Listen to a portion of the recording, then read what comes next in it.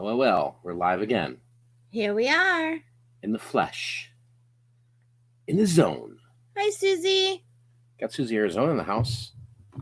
We got Kim here tonight, guys. This is going to be a chill, relax, hangout. And we thought we'd just chill. Yeah, just shoot the stuff with you guys. And talk about whatever you want to talk about. Yeah, and then a little bit later here, we'll drop the link here if anybody wants to join the StreamYard. The title says it's Resellers Roundtable Revisited. Oh, is that what it says? Remember all those years of doing these live shows? I remember all those. It was fun. It was cool, but it just, Woo! It had to come to an end. There were some crazy episodes. It took a lot out of you. That's for sure. What's happening, Callie Reseller Luis? Yeah, that's right. All right. Vader's right there. Vader's here. There's a story behind Vader, which I will tell right now. So we've been doing a lot of buying estate sales online, right? And looking for inventory for us to resell on our eBay and Etsy and all that good stuff. And last night I was bidding like a fool because there was vintage Star Wars. I'm like, I'm in. And somebody just kept jacking the price up. And what's so neat about this website is when you get outbid, it texts you, you've been outbid. I'm like, nobody outbids me. So I'm bidding and it keeps getting outbid. And I'm like, I think I overspent, honestly, on the toys. Maybe. But comparing it to an eBay auction, I think I did pretty well, right? Compared to eBay. I think you'll make money selling them on eBay. Because here's the thing is I was bidding on these things. I mean, vintage Star Wars is like hotcakes, and had weapons and play sets. And then there was another lot that had G.I. Joes. I mean, it was like the stuff I had when I was a kid. I know. You had sort of an emotional attachment to that. So I got excited. We brought it home, and I'll tell the story here in a second. We're going to go back in time. But I brought it home, and I'm like, Kim, where's my other toys? Where's my other Joes? You've been looking for your other toys. Find them. I'm like, where they've got to be in this mess of stuff somewhere. So for 3-4 hours, Wild Bill came by, the neighbor came by, and I'm all like, these things go on. And you're in here, as all these people are here, he's in the garage like, where are my toys? Yeah, I'm like, dude, you guys keep talking to whatever, right? I said, I got business to handle here. Because I've got a lot of vintage G.I. Joe figures, right? But when I opened up the stuff I got, I was like, these are in nice condition. So anyway, here's the deal. I was getting outbid. And I'm like, dude, hammer time, right? 9-pound hammer. I just dropped it down. I'm like, let's just roll $200 on these figures, right? I want them. Yeah. So I win them. And then all of a sudden I get a comment on my YouTube channel. It'll be interesting to see how you do with the Star Wars. I'm like, how did he know? So whoever was outbidding you watches you. Yeah. Which is interesting because we get there and my dad has been in poor health. So Mike went to go get the stuff that he won. And I was on the phone with my dad. And all of a sudden, Mike opens the door. He's like, Kim, say hi. Because what happened? Yeah. So I walk up there and, everybody's quarantined. Like everybody's sitting in a corner, right? One guy sees me and he's just like, they're like, who's next? I'm like, well, he was. He goes, no, you're next. I'm like, dude, I don't have the disease, I said, you were here first. You've been sitting here for the past 5 minutes before they called out, who's next. So he's like, well, does you just go? So I get up there and they're like, what's your name? I'm like, Franco. Michael Franco. No, I said Franco. And she goes, Michael Franco? And I go, yes. She goes, oh, we have a treat today. I'm like, okay. I don't know what's going on. Yeah, right. I'm just like in awe. And I'm like, wait a minute. Maybe I need to go back in the van and grab the gun. I don't know. You never know when shit You don't know what's going on. So she goes, we've got a fanboy that's been waiting for you to show up here. I'm like, okay. And she's like, well, hold on. Let me get your stuff. But she said to you, are you somebody special? Yeah. Then she goes, are you somebody special? I said, no, I'm just, I said, I'm not. Me. And then when this older couple is looking around like, who is this guy? And I'm like, listen. So they have all these boxes that are sitting around there. You saw that, right? So when she started talking about that, I got kind of embarrassed and I started digging through shit, right? And then this guy comes out and he's like, oh my God. And I was like, hey, and he's like, and he was a fan. Like he was a fan. He's a good sized YouTube reseller, right? So Mike had opened the door, Kim, say hi. And I'm like, hi. And he didn't know that I was in the middle of dealing with some issues with my dad. And it was interesting because He's like, hey, I'm Retro Rescue AZ. I'm like, dude, I think I follow you on Facebook. I think I follow you on YouTube. He's like, yeah. And he's like, and it was totally cool, like just meeting another reseller. And then so we went out and he's like, I got to show you this operation, right? Now I'm in this eBay room, dude. It was craziness. This guy's got it going on. So I said, hey, dude, we got to figure this out later. Let's do like a collab video or whatever, right? But definitely check him out on YouTube, Retro Rescue AZ. And it was interesting. Like, it's always fun when that happens. Like we were shopping in and I'm not a celebrity. Trust me, I'm not famous. No, we were shopping at the grocery store one time, and this woman was kind of looking and whatever. Remember that? Yeah, and she walked up and she was like, "Hey, Mike," and she like this was obviously before when you could actually like touch people. Yeah, that's when you can be not. You could be together. And so, it was just kind of it's always fun and like a little bit weird when that happens. But the first time was this, remember? She walked up and God bless Debbie. She's a very nice woman. She's like, "Hi, Mike." And she hands us this pile. Remember? Mm-hmm. And I was like, and she just walked away. I was like, and they're coupons, and then we actually used them. Yeah, we did use them. So she hands me these, and I'm like, okay. They're coupons for the grocery store or whatever. And I'm like, okay, Kim, that was weird. So we started following her around the store. Well, we were purposefully following her around the store. I kind of was. I was kind of like, well, who is this woman? Like, let me go do a double take here, right? And then she was gone. I couldn't find her. But they always want you. Nobody ever wants to say hi to me. Well, you're the star. Nobody ever wants to say hi to me. So anyway, that like weeks later, she's like, "Hi, Mike and Kim," and we saw her again. Yeah, friend, so she's local. I see Froggy Flips in the house. I was just watching him. We were watching him on YouTube. Mm-hmm. He does like a news channel, and he's got reselling videos. So if that's something that fits your guys' needs, where's he at here? Hey, we've got Mike Dalton in the house. What's up, Mike? Hi, Mike. I'm a Tucson guy. Yeah, haven't seen you in a while. Haven't seen you around. I was just chit-chatting with him. We were just by, actually. We were just by the Tonka Verde flea market. Yeah. And so, interestingly enough, you want to go right into that? Well, I don't know. It's sort of a nice segue. It is a segue. It was. I didn't even mean to, but it's sort of because he was in there, like it's sort of like. Do you think you should be part of that morning show? Like, we have Hulu, and I don't know if you guys have Hulu, but that's the only connection to news. Roku. It's the Roku. It's the Roku ABC News that's constantly streaming. But there's that one thing with Good Morning America, and there's Michael Strahan. Yeah. Everybody's so freaking happy. Yeah. It's in my head, and it's like, I can't get rid of this damn thing. Yeah. How does it go?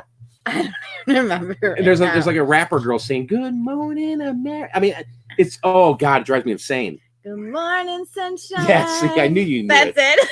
Good morning, sunshine.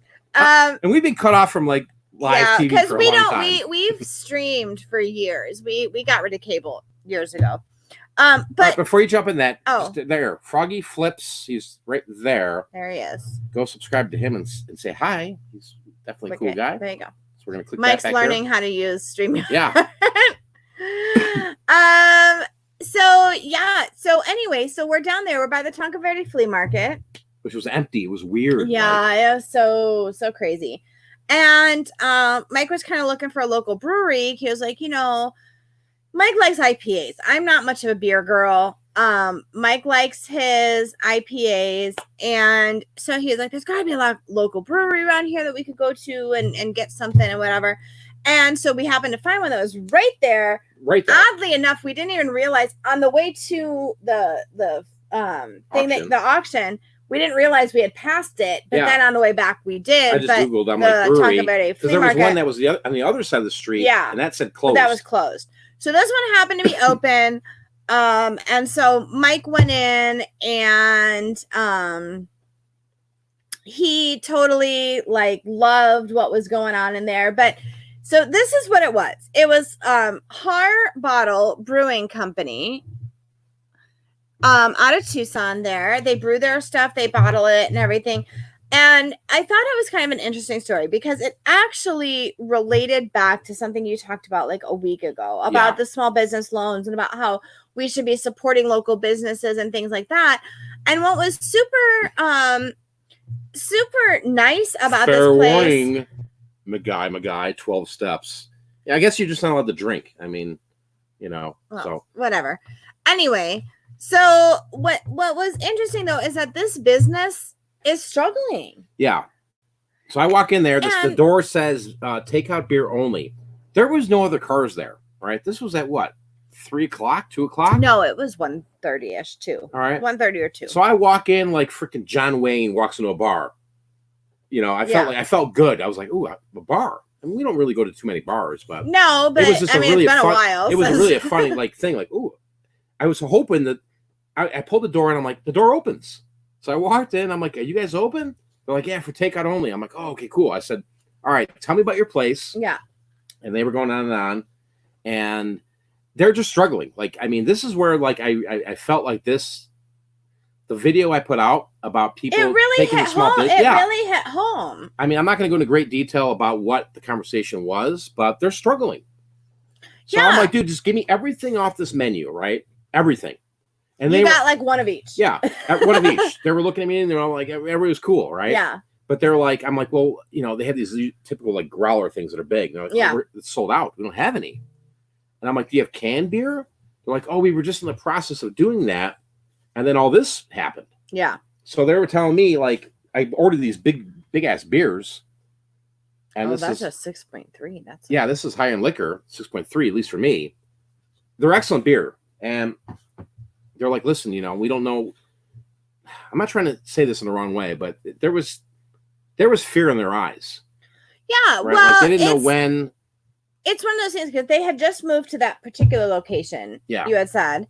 And then like they had just moved to that particular location, then all of this happened. Yeah.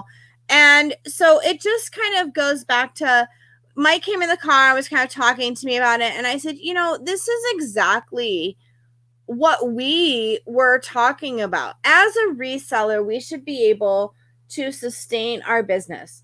And I was actually talking to my sister about this recently, that we should be able to sustain through thick and thin, because regardless of money, let's say the money becomes devalued. She and I were talking, we were having this discussion, actually all three of my sisters and I were, we were having this discussion about should money, because they're kind of almost like printing money, like just constantly shelling it out, and then scary time. And then the Democratic Party is talking about these $2,000 a month checks to everybody. And so we were kind of talking about the ramifications of all of that, not to be political here or anything, but we were having this discussion about this, and I said, my gosh, at some point somebody's going to have to pay for that. Look at Venezuela, what the devaluation of their monetary system and all of that.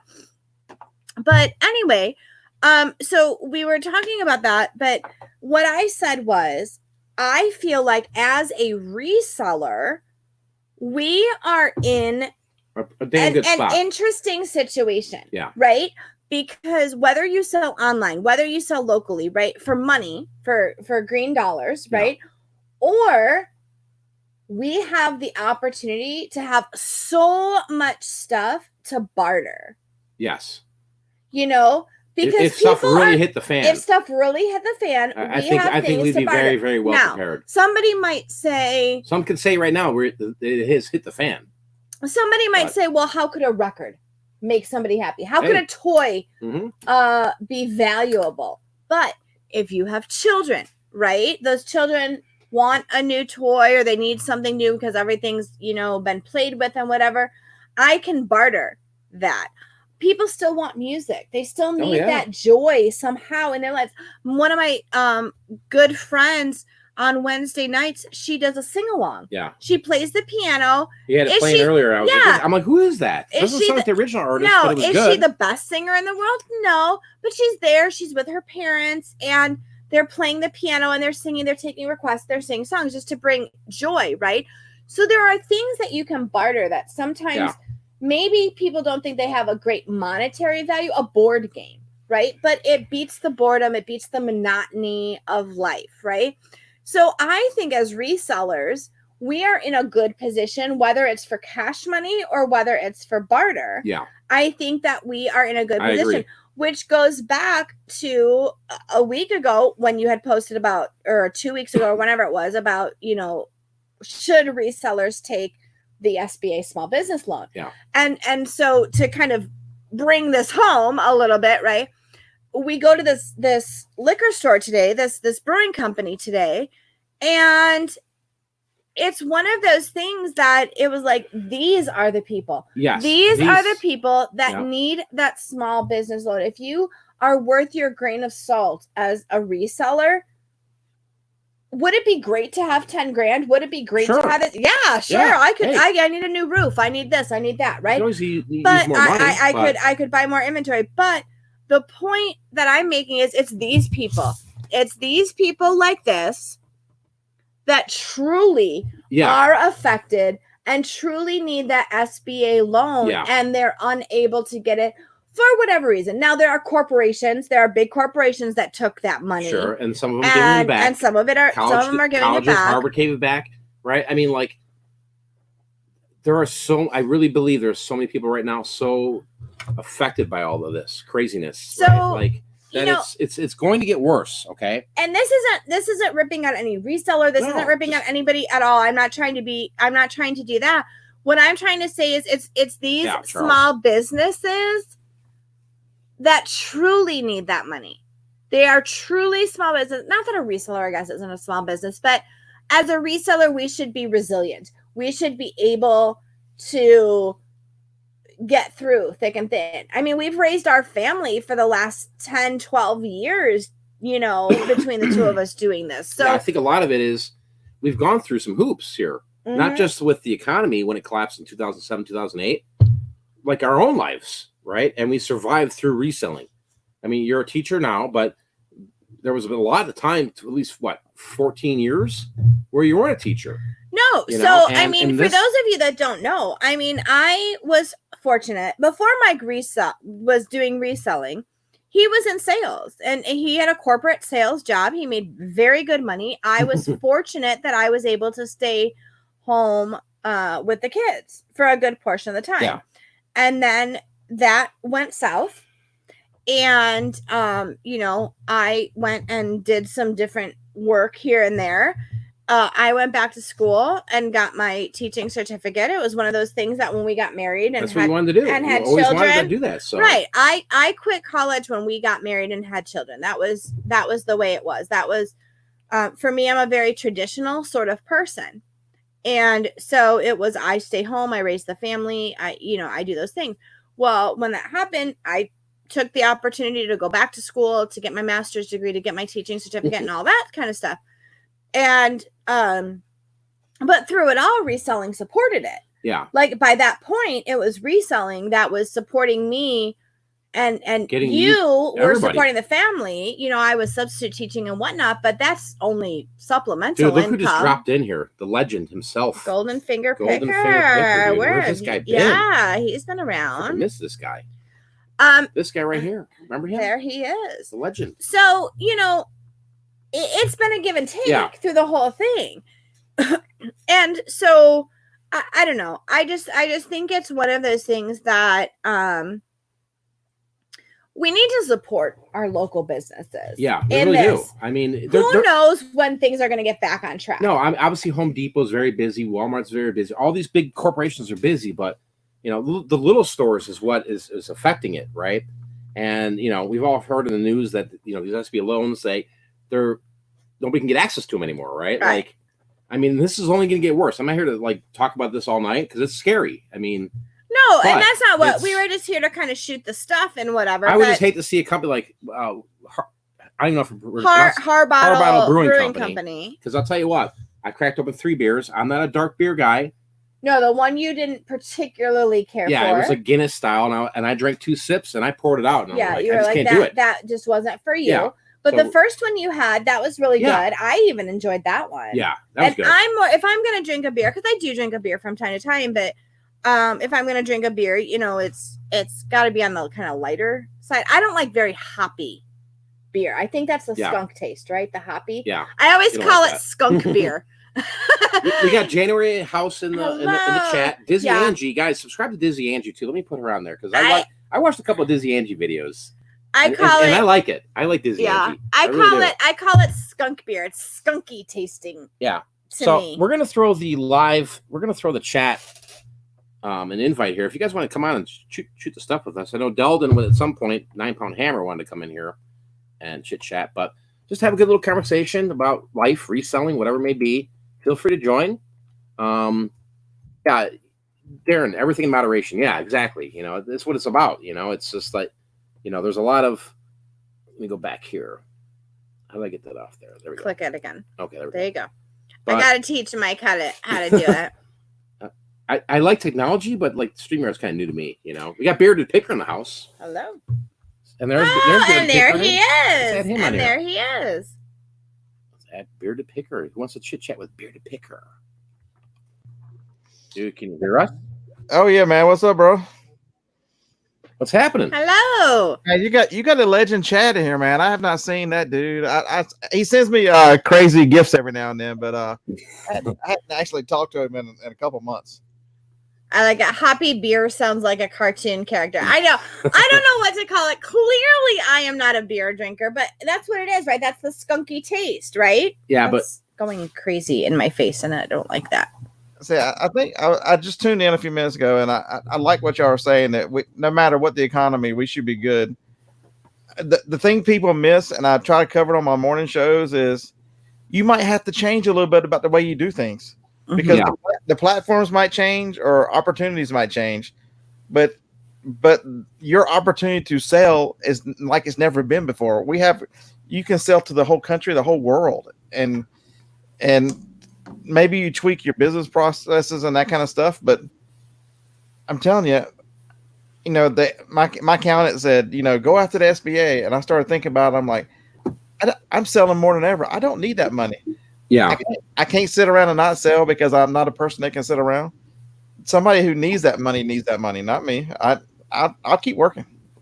Thank you. You know, that's exactly the point, and I think that's what people missed about the point. Move in here a little bit because we're kind of well. You just gotta. I think that's the point that people missed with Mike's rant. Oh, I guess we get to be close and personal. Ooh, okay, there you go. All right, we're not following that 6-foot rule, but you know, that was the point. I think, and in the end, what Mike was trying to say was that if you truly don't need it, don't take it, because there are legitimate people out there that really truly do need it. Could we use an influx of that money? Who wouldn't want that? Who wouldn't want that, right? But Scott could do some serious runs at Walmart when they reopen, right, dude? I live in Alabama. They didn't really close down. They told us to shelter at home, but we don't have a lot of crazy. This is the most conservative state in the nation, so they've kind of left us alone. But you know, I think that was the point, and I think that's what it got really overshadowed, because people were like, "Oh, you're ripping on this guy, or you're ripping on that guy, or you're ripping on this one," you know, and people really missed what the point was of your video. Yeah. And the point was that truly, if you don't need it, don't take it. Leave it for the people that, you know, those small businesses that truly do. They've got, you know, employees, they've got the overhead. There's these small businesses that when that don't have e-commerce. Get back they don't have. There's no way of doing e-commerce. You know what I mean? It's got like it's for them. Dude, it's do or die. They need people to come through the doors. And so I think the doors. I've listened to Mike enough. I think he probably say the same thing. You know, I feel blessed to do this for a living. I mean, I'm following my passion. I love reselling. It doesn't matter what platform. And then throw all in that, you know, I'm an introvert, but on YouTube for some reason it's the opposite way. I don't know how. It's hard to explain. Yeah. But I feel pressure to tell people the truth and tell them honestly how they can do this. You can do this. You don't. I started this to support myself. I'm like, I'm tired of working for the man. Yeah. I want to do something that depends. My labor benefits me, and I'll make my own way. I'll do my own thing. I don't need help. I don't look for help. I'll make it. And I think that personal responsibility is missing. That people don't take pride in. You know, we look down on people. You know, a lot of people will look down on us for what we do. I'm like, man, all labor should be appreciated. You know, truck drivers are carrying this damn country right now. Yeah. And look at the nurses and doctors and the first responders. We don't pay EMS people anything. Yeah. These guys work for cheap to save your life every time you need them. And so I feel very blessed to do what I do, and I'll just keep working harder. I'll keep working. You know, people have made fun of all the stuff behind me. Probably the same thing you've got. You've got a huge pile back there. Dude, I got the junkets. Oh dude. yeah, there it is. Like, I'm this is just not organized as Scott over here. Right, he's very. You Yeah, look at- look he's got very bins and organized. Yeah. Very well laid out. Oh, there we go. Are you sure about that? We got the whole floor now. I can't. I think that too, because people were commenting, and this was the stupidest comment that I thought I heard. And I don't care if some of the person's on here. I'm going to let you know. I think this was a stupid comment. Are you going to rip up your stimulus check? Okay. Well, number one, we file taxes. Number Correct. two, it gets direct deposited. Number three, we still work for a living and we still have bills to pay. You know, as a teacher, yes, I'm still working. I mean, I'm working probably harder now than, Yeah. I mean, I'm putting in more hours than Well, I would have in school. You're kind of leveled up versus other teachers because you went through a lot of training to teach what's happening now with Google and the in-home training. And yeah, so I'm providing training to the district office people and all kinds of people about how to do online learning and through the whole district. So I've been very busy with that. But, you know, I still have a child. I mean, one of our children, yes, which I think is silly because we still claim her on our taxes, but we didn't get any extra money for her, you know. Yeah. But that's not the same as the SBA loan. And so I think that just proves somebody's ignorance. People honestly, were giving us I'm stuff gonna, like, I'm "You're gonna rip up be the stimulus check." I'm like, why would I? I mean, I'm gonna be honest. Like, that just proves your ignorance that you don't know the difference between the SBA loan and the stimulus check. I just think that the stimulus has been written in as part of a tax break for you next year. So it's not like, it's technically not free money. It's in the tax code for next year. So, you know, people don't understand. They just think they're handing out money. No, it's against your taxes and stuff next year. Yeah. It's all gonna, I mean, there is nothing for free.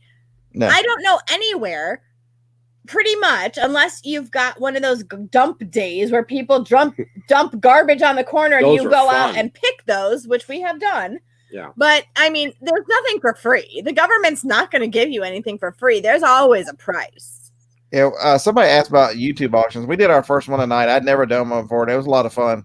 Oh, I didn't know that. Yeah, you know what? It was interesting because I was talking to Delton. He goes, "Hey, Bearded Picker's doing a live auction," and I clicked on their channel and I was like, "Oh, dude, he is doing one, right?"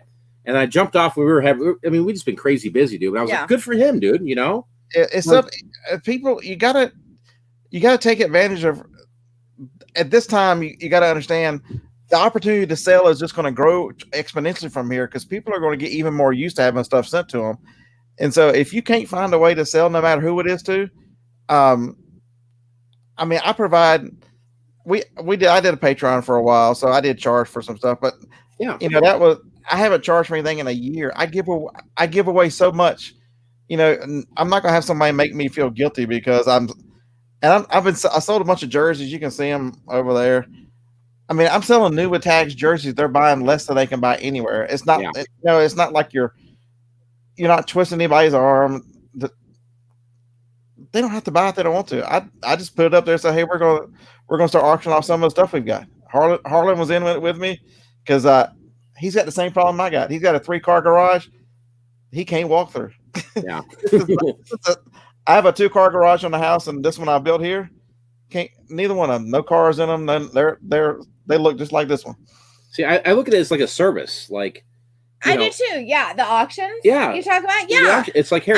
We don't start our bid and say, hey, we need $150 on this thing. We truly look at all the items that we're auctioning off. Like the starting point here is who knows where it's going to go. If it's our stuff, if it's our own stuff, we're starting with pretty much shipping price. Yeah, just to get people to go because we want it to go in the right hands, but we understand there's collectors out there. 3 out of 4 of us started off at whatever they started off at. We didn't even shipping's included, and we didn't even put a starting price. They just started bidding. We didn't even. And I don't know if you know Eric Weber, but he buys all auctions. So he had tons of lot. People were getting good value for the stuff that he was buying because dude has got so much stuff that he'll never. He's like, it'll take me 30 years to sell all this stuff if I never bought another one. And so, you know, if somebody's willing to piece it out, there was money to be made.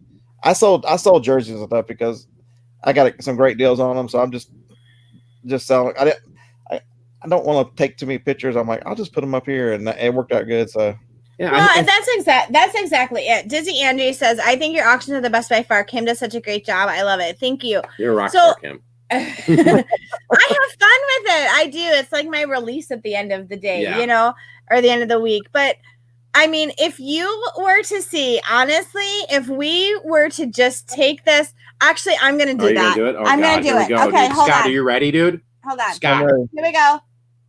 Here is the pan. This is crazy. And this is just from like Kim height. I'm 5'3", so this doesn't even go to the floor. Okay. Oh my God, Scott, what did you do? Yeah, but the part I'm going around myself. Like, I mean, this is just it's madness. Just nuts, right? Yeah, and I might have 2 storage buildings to go with these 2 garages.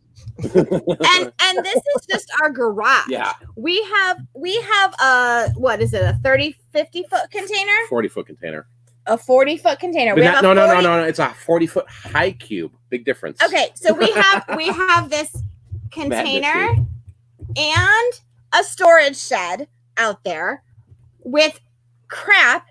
Plus, Maddie moved out, so now we've got her room with crap and our bedroom with stuff. Well, that's just the reseller life, right, Scott, dude? I mean, it's absolutely the best thing I did was build this because, well, our house has 4 bedrooms.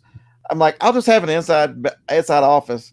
Well, that didn't work out. That room's so full you can't walk in it.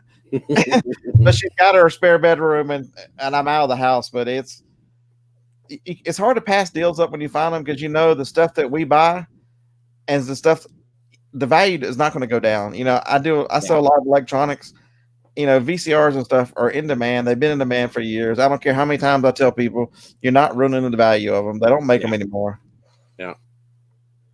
And that's the thing, so obviously now you've just seen Mike's death pile in the garage. See, I don't look at it as like, right? a lot of people say death piles. I mean, I just look at it as like, hey, I just got to pull it out. There's money, here's right, what Scott? I hear. Like, let me get some time to list that crap. I rarely come in here. I rarely come in to the garage. Tonight. I know, but I rarely come in here, right? And so what'll happen is stuff will mount up in the house. I'm like, get it out of the house. I'm tired of it. I don't want anything in here. So he'll bring it out here. He'll bring it to one of the containers, plus the trailer. I forgot about the trailer. Oh God, and the shed. So okay, dude, so if I can get away with it, Scott, dude, just loading shit in the freaking backyard, I'd do it. So he gets the stuff out of the house when I start finally like I've had enough, right? Okay, which happens once a quarter. I would say once every 3 months. I'm like, get this shit out of here, right? And so he'll move it.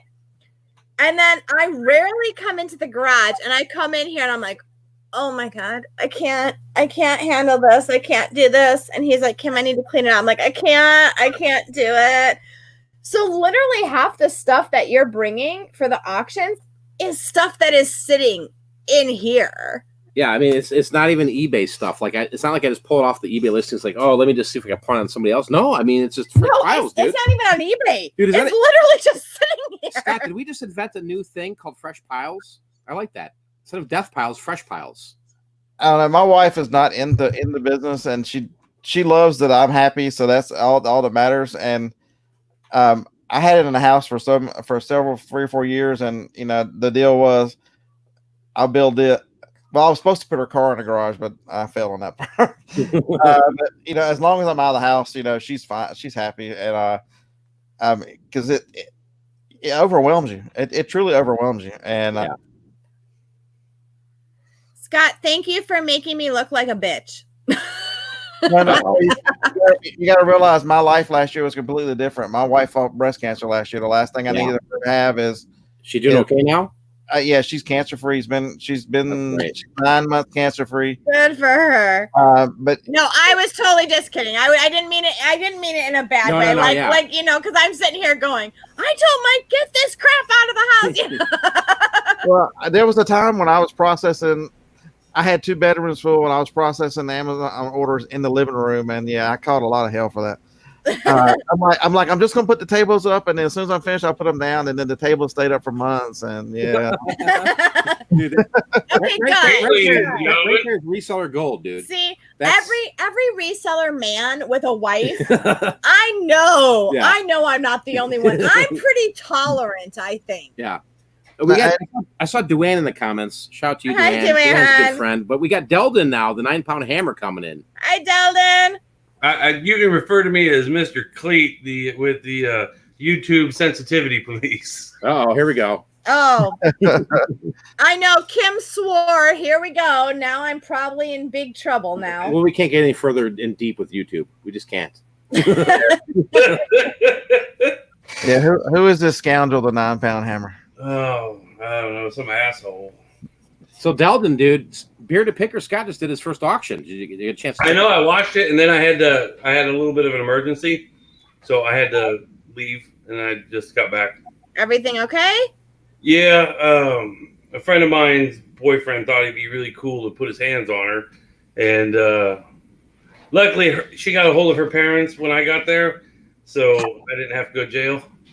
So that's like man code stuff. You know, honestly, I'm really I would be interested in the statistics of the uptick of domestic violence and child abuse during this time. It's definitely up. I saw that in a like good way. Like I bet there is a high incidence rate. Oh God, I can only imagine. I drink beer like you, but this is the only dark one I drink. Ooh, what's that one? It's called Dragon. It's called Dragon's Milk. Oh my God, that is the sweet nectar of the Lord Jesus Christ himself. I haven't had that before. The only problem is it's 11.3. They used to only make it in like 32-ounce bottles. They now make it in 4-packs. Orozco says divorce and suicide is way up. Yeah. You know, I honestly believe that. First of all, I was kind of mad at you on Monday. Yeah, dude, I don't even know what I did. Oh well, I know exactly what you did. Okay, I know what I did. It was about auction stuff, right? Oh, I know exactly what you did. If you don't know, we can share that. Deldon, dude, I was in the doghouse. Like I was like, Kim, is everything okay? Get the hell away from me! I'm like, devil woman, stop! And it just got crazy, and now you're okay. You've kind of loosened up. If you switch on one of the other options, like we could probably see the both of you guys. No, that's all right. Switch to what? But I just see Mike and Darth Vader. All right. So let's get who wants to be on the main camera because we're boring. Let's just do Bearded Picker, dude. This is Bearded Picker on here, right? Oh. There he goes. You just removed. So how do I get him to? Click there his we go. thing. Jeez, Scott, there you go. I wasn't booting you there off. You go.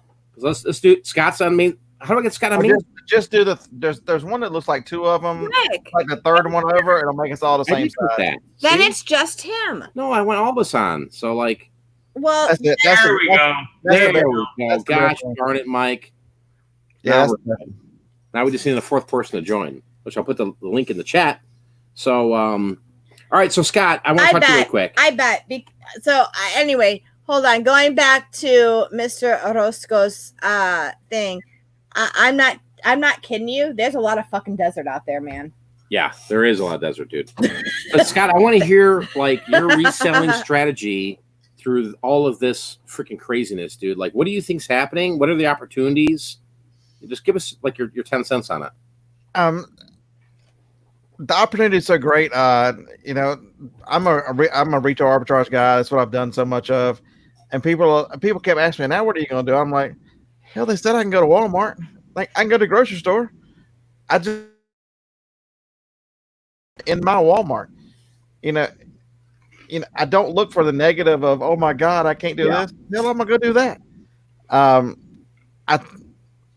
I think RA is going to get tough on Amazon. I think Amazon is really cracking down on prices.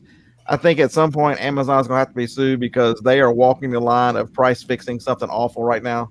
Yeah, and their bots are crazy. It's bad. You cannot hardly list anything. If they've been on the listing and you're anywhere a couple, there are listings that Amazon was on and in the buy box, and they won't let you get within $10 of them. I'm like, how can you list it at this and won't let me even come? So there's trouble coming for Amazon. I think eBay is, if I'm hopeful for the new CEO, I'm hopeful for the things that are coming, but they're fighting. They've given too much control to customers by reporting price gouging. They're walking a thin line. Yeah. I think you've got to spread your resources out. I think you've got to do more platforms, like we've always said. So if one goes bad, you've got the other one, or don't put all your eggs in one basket. I think that's the more you can do to separate.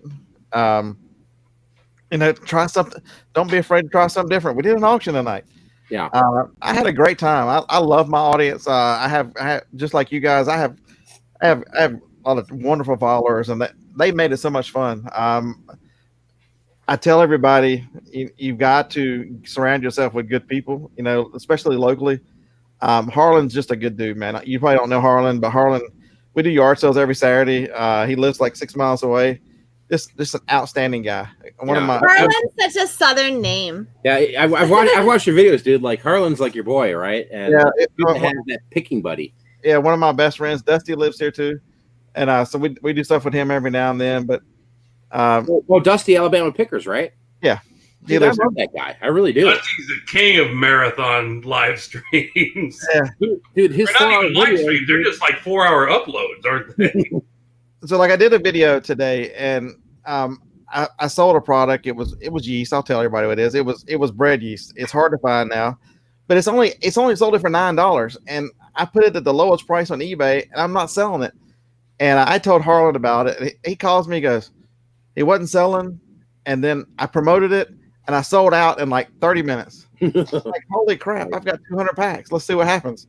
I promoted it. I mean, you've got to have friends like that who you can trust. Yeah. And will call you celebrate ups and downs and help each other. I mean, I think the days of being a lone reseller are tough right now. I think you really have hit the nail on the head, because I think it's super important. Good night, Angie. I think it's super important to have that support system. Yeah. It's a lonely business. And it is a lonely business, and it's lonely to be a YouTuber, I think, as well, because you get the ups, you get the downs, but if you feel like you're isolated in your area doing it, on the one hand, okay, well, I'm the only one doing it, right? I've got all this access to inventory. So, that's great. But on the other hand, you have no one that you can bounce off. Are you having the same struggle, or are you, for you, that's Bill right now. Yeah. That's Wild Bill that's been on and whatever with his stuff. And who's good people, and we get together socially, not reselling related, but it's good to have that support system. Everybody, no matter what their job is, needs that support system, right? And I think that's where YouTube becomes a big player in that a lot of us that make these videos, it's kind of a support system for others, right? I mean, I'm not going to go on a crazy rant here, but like, just if you watch the right people and the good people out there, you'll hear what's happening, right? And I think, Deldon, I mean, what do you think, dude? Like, right now, it's so the opportunity is kind of mind blowing in terms of buying wise. Like, you do auctions, right? I know you do eBay, but like, I mean, I was on eBay earlier, just buying. Yeah. Not buying to go, oh, let's throw these to auction.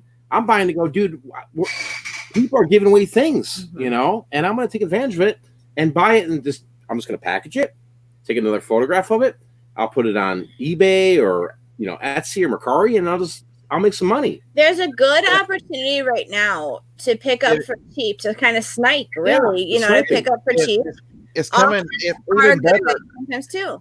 That's what I see for the immediate future. Is it's going to get a lot better for sourcing, because you've got stores that have not been open. They can't even sell the merch.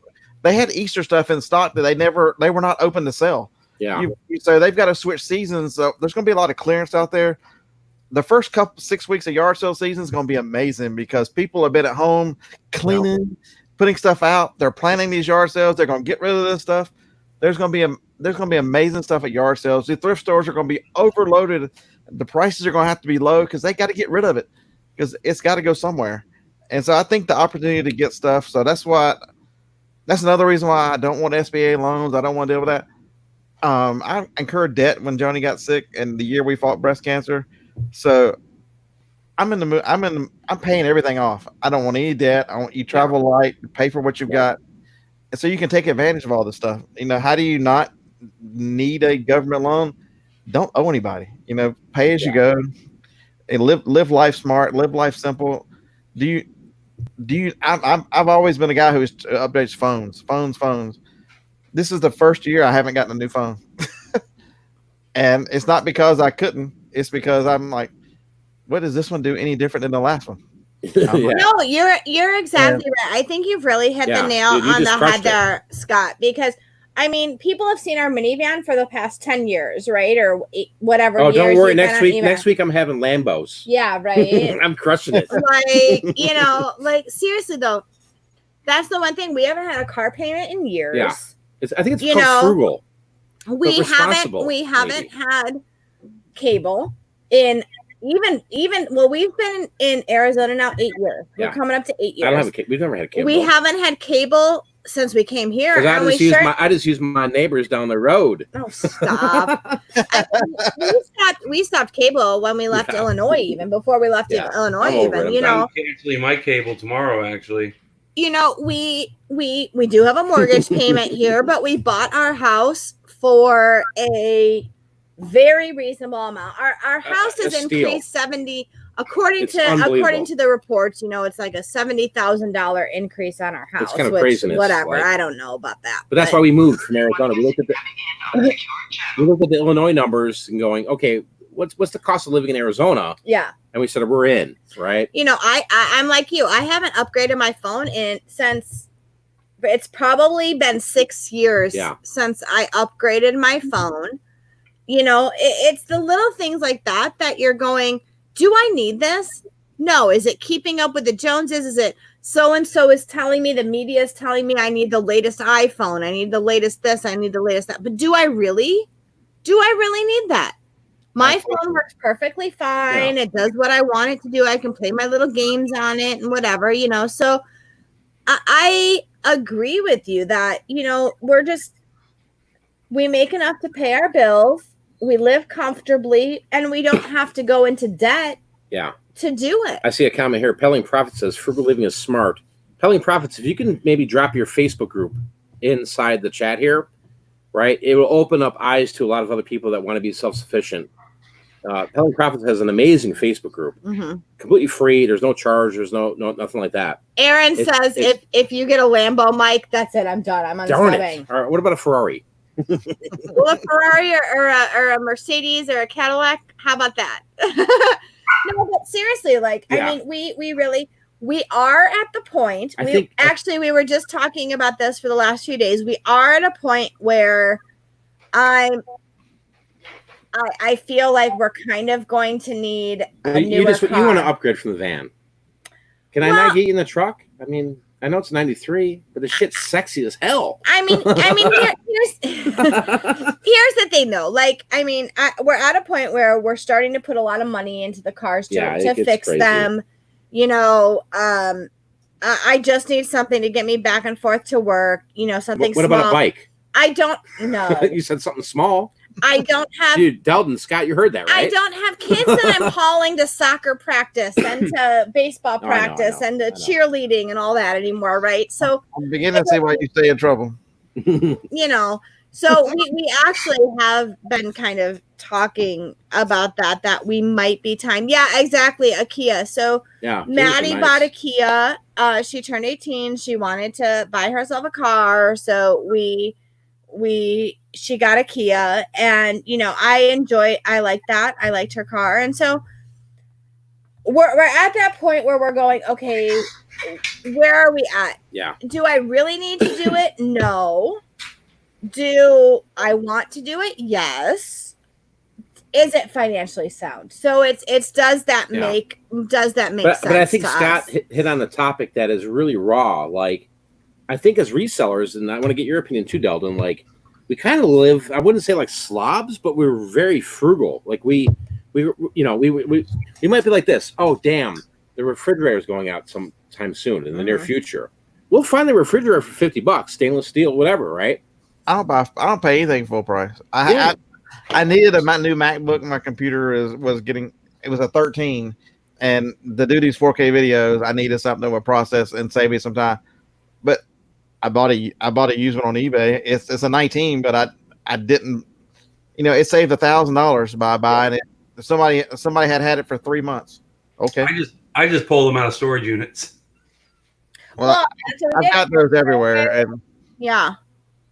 We came here to Arizona from Chicago, right, with a little trailer, and most of the trailer had like everybody's personal belongings and your stuff. They look, yeah, well, yeah. What does that mean? My stuff. No, literally. You're biting my head off. Literally, you guys. We moved from Illinois. And your stuff. We moved from Illinois to Arizona with our mattresses and Mike's stuff. Yeah.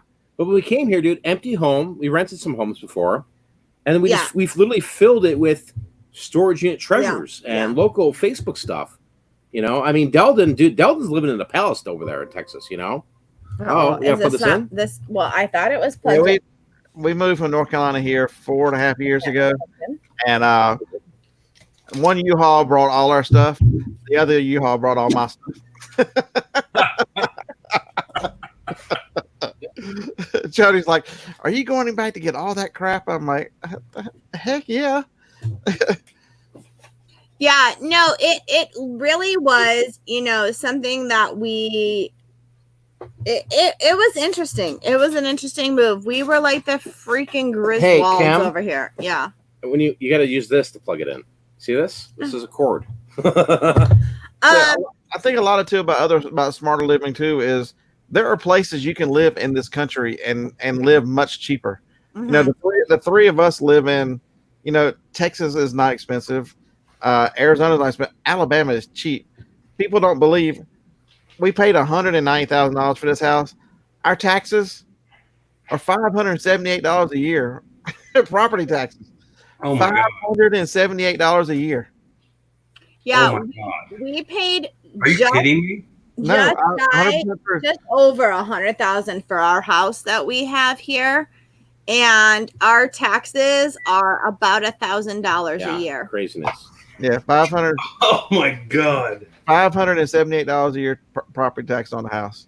I pay $674 a month for my property taxes. Hi, Chris Reed. How are you? It's time for Deldon, dude. You got to get out of Texas, dude. Come to Arizona or Alabama, dude. Let's go. Wow. Yeah, it's one of those things that you're absolutely right. You are 100% on point. And somebody asked in the comments, why did you leave? That was literally it. Oh, we were being nickeled and dimed in Illinois. Illinois is terrible. It's so horrible. Terrible. The taxes and just everything. It was absolutely ridiculous.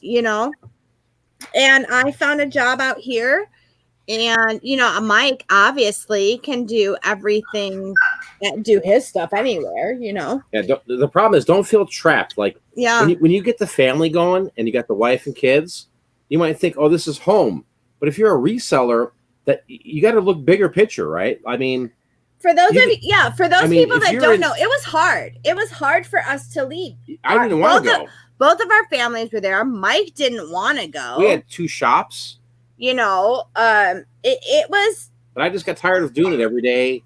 Honestly, it was a big thing. It was an issue. It was a big thing. There's a lot of money. There's not enough money in this planet to get me to ever move back to Illinois. No. Yes. No. I love my parents dearly. I'll go visit them once a year or so, but yeah.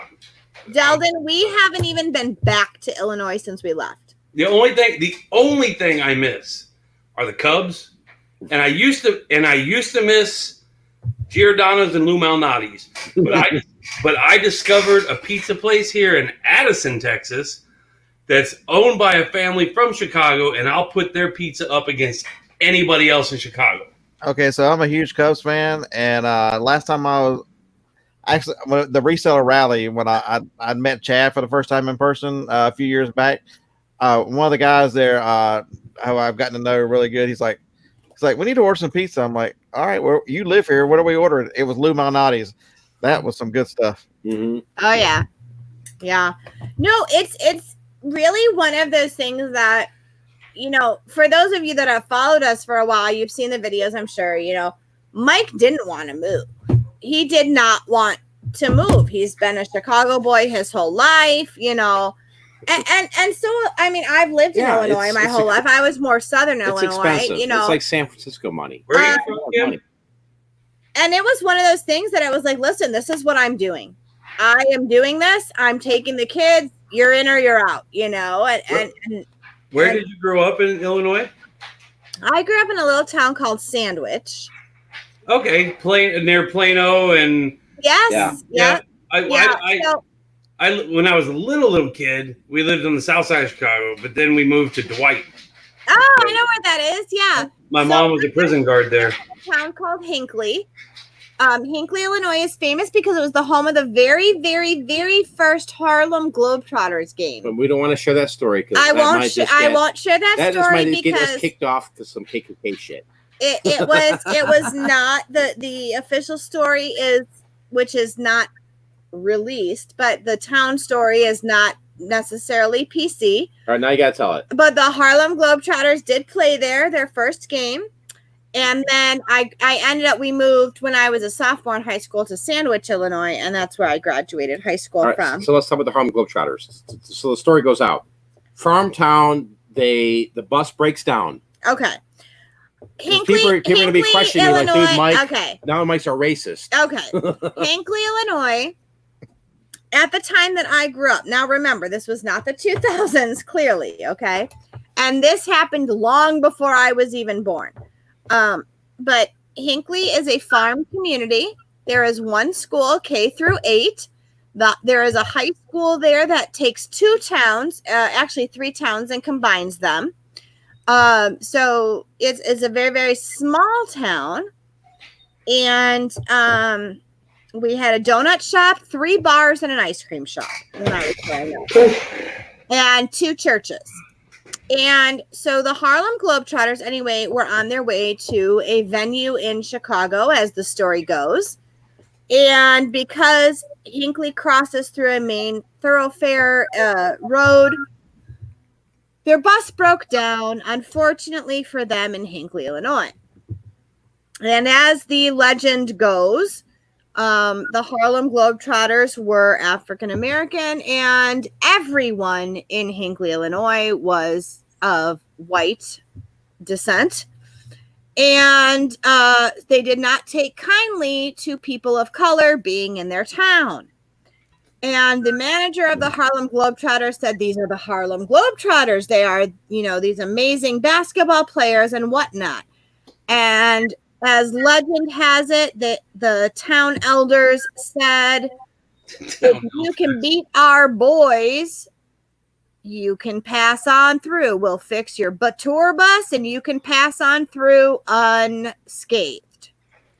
And so there was quite the to-do in town, and everyone came out to watch the Harlem Globetrotters try and play the hometown boys. And of course, as the showmans that they were, they handily defeated the hometown boys.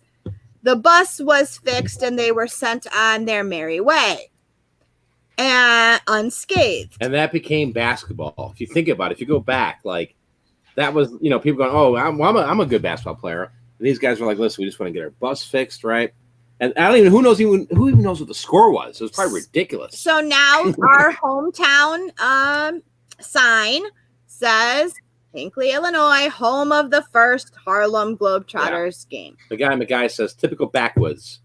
It was, but it's absolutely an interesting story. It really is. You know, so that was how I grew up. However, that was the area that I grew up in. I hate my camera, by the way. Absolutely. Scott, if you got a webcam you'll sell me, I'll make you a deal. Webcam, you know how hard they are to find right now?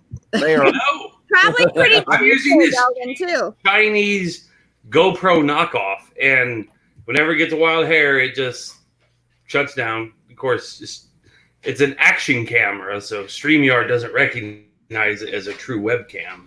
It was kind of sad. We lost Curly a few months ago.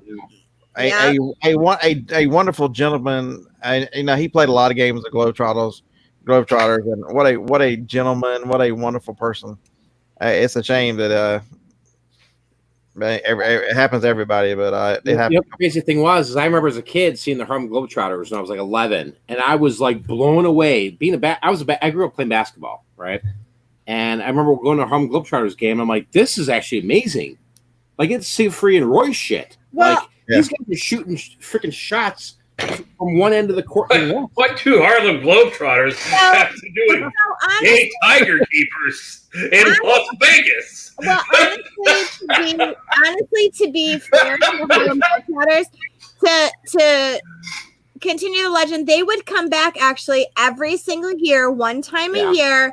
They would come back and provide a free show to the citizens of Hinckley, Illinois, at the high school gymnasium. And there would be a show every year that we would see. So for every year since that very first time, it's a weird, they would like, come back and do a show. The country, it's like a relic of a history because Chris, your sister, who's in the house. Yeah. She says, hey, the sign's still there, and they made a new one. They put up a shiny new sign bragging about it. Yeah. Crazy. So it's, Is she a single available lady? Their only claim to fame. They've got nothing. No. I'm not even kidding you. 3 bars and a freaking, ice cream shop. But the sandwich fair. Well, that's Sandwich, though. That's not Hinckley. That's I know. But Sandwich Fair, though, is very famous. They have a lot of antique shows there and things like that. So do they have a bunch of delicatessens that just say shop on them? No. Hey, but Sandwich is home of the beef roll. The beef roll is ridiculous, dude. Scott, you ever tried a beef roll? I can't say that I have. Oh, God. Maybe one of these days we all get together and we just happen to go to Sandwich, Illinois, and then go to this beef roll place. All right, so what is the beef roll? So the beef roll is basically like pita bread. That's like grilled pita bread with sort of like Philly cheesesteak sort of stuff inside of it. Like there's beef and like green peppers and onions and mozzarella cheese. They call those gyros. Oh, that's not a gyro, dude. It's a gyro. No, it's not even that. That is not even a gyro, dude. It's a huge difference. You are a Chicago boy and you do not know what a true gyro is? What? WTF, Deldon. I hate lamb. Kim's hating now on Deldon. So anyway, no, so this is what was called a beef roll. But I actually worked, my very first job was at a restaurant in Sandwich. It was a chicken shop.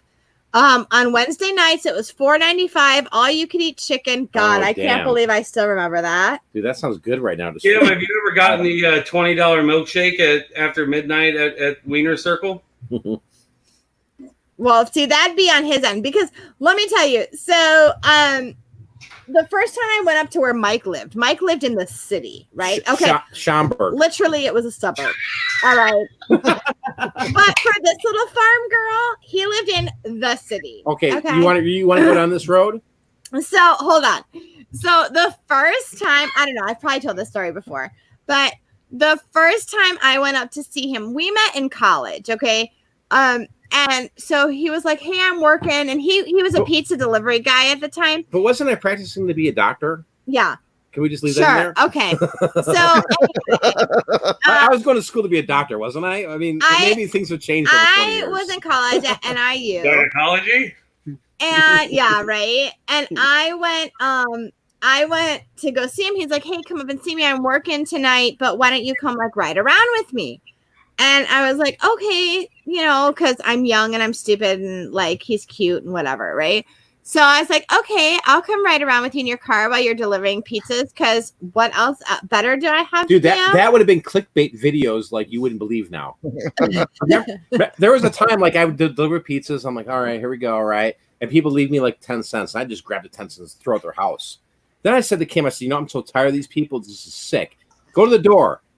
And we were younger. We were so young. Yeah. So Kim, it was a Halloween, remember? It was Halloween. I was dressed up because we were going to a Halloween party. So of course I was younger, right? I was like 20 or 21. Yeah. When we met, I was 20. And then like a month later, I turned 21.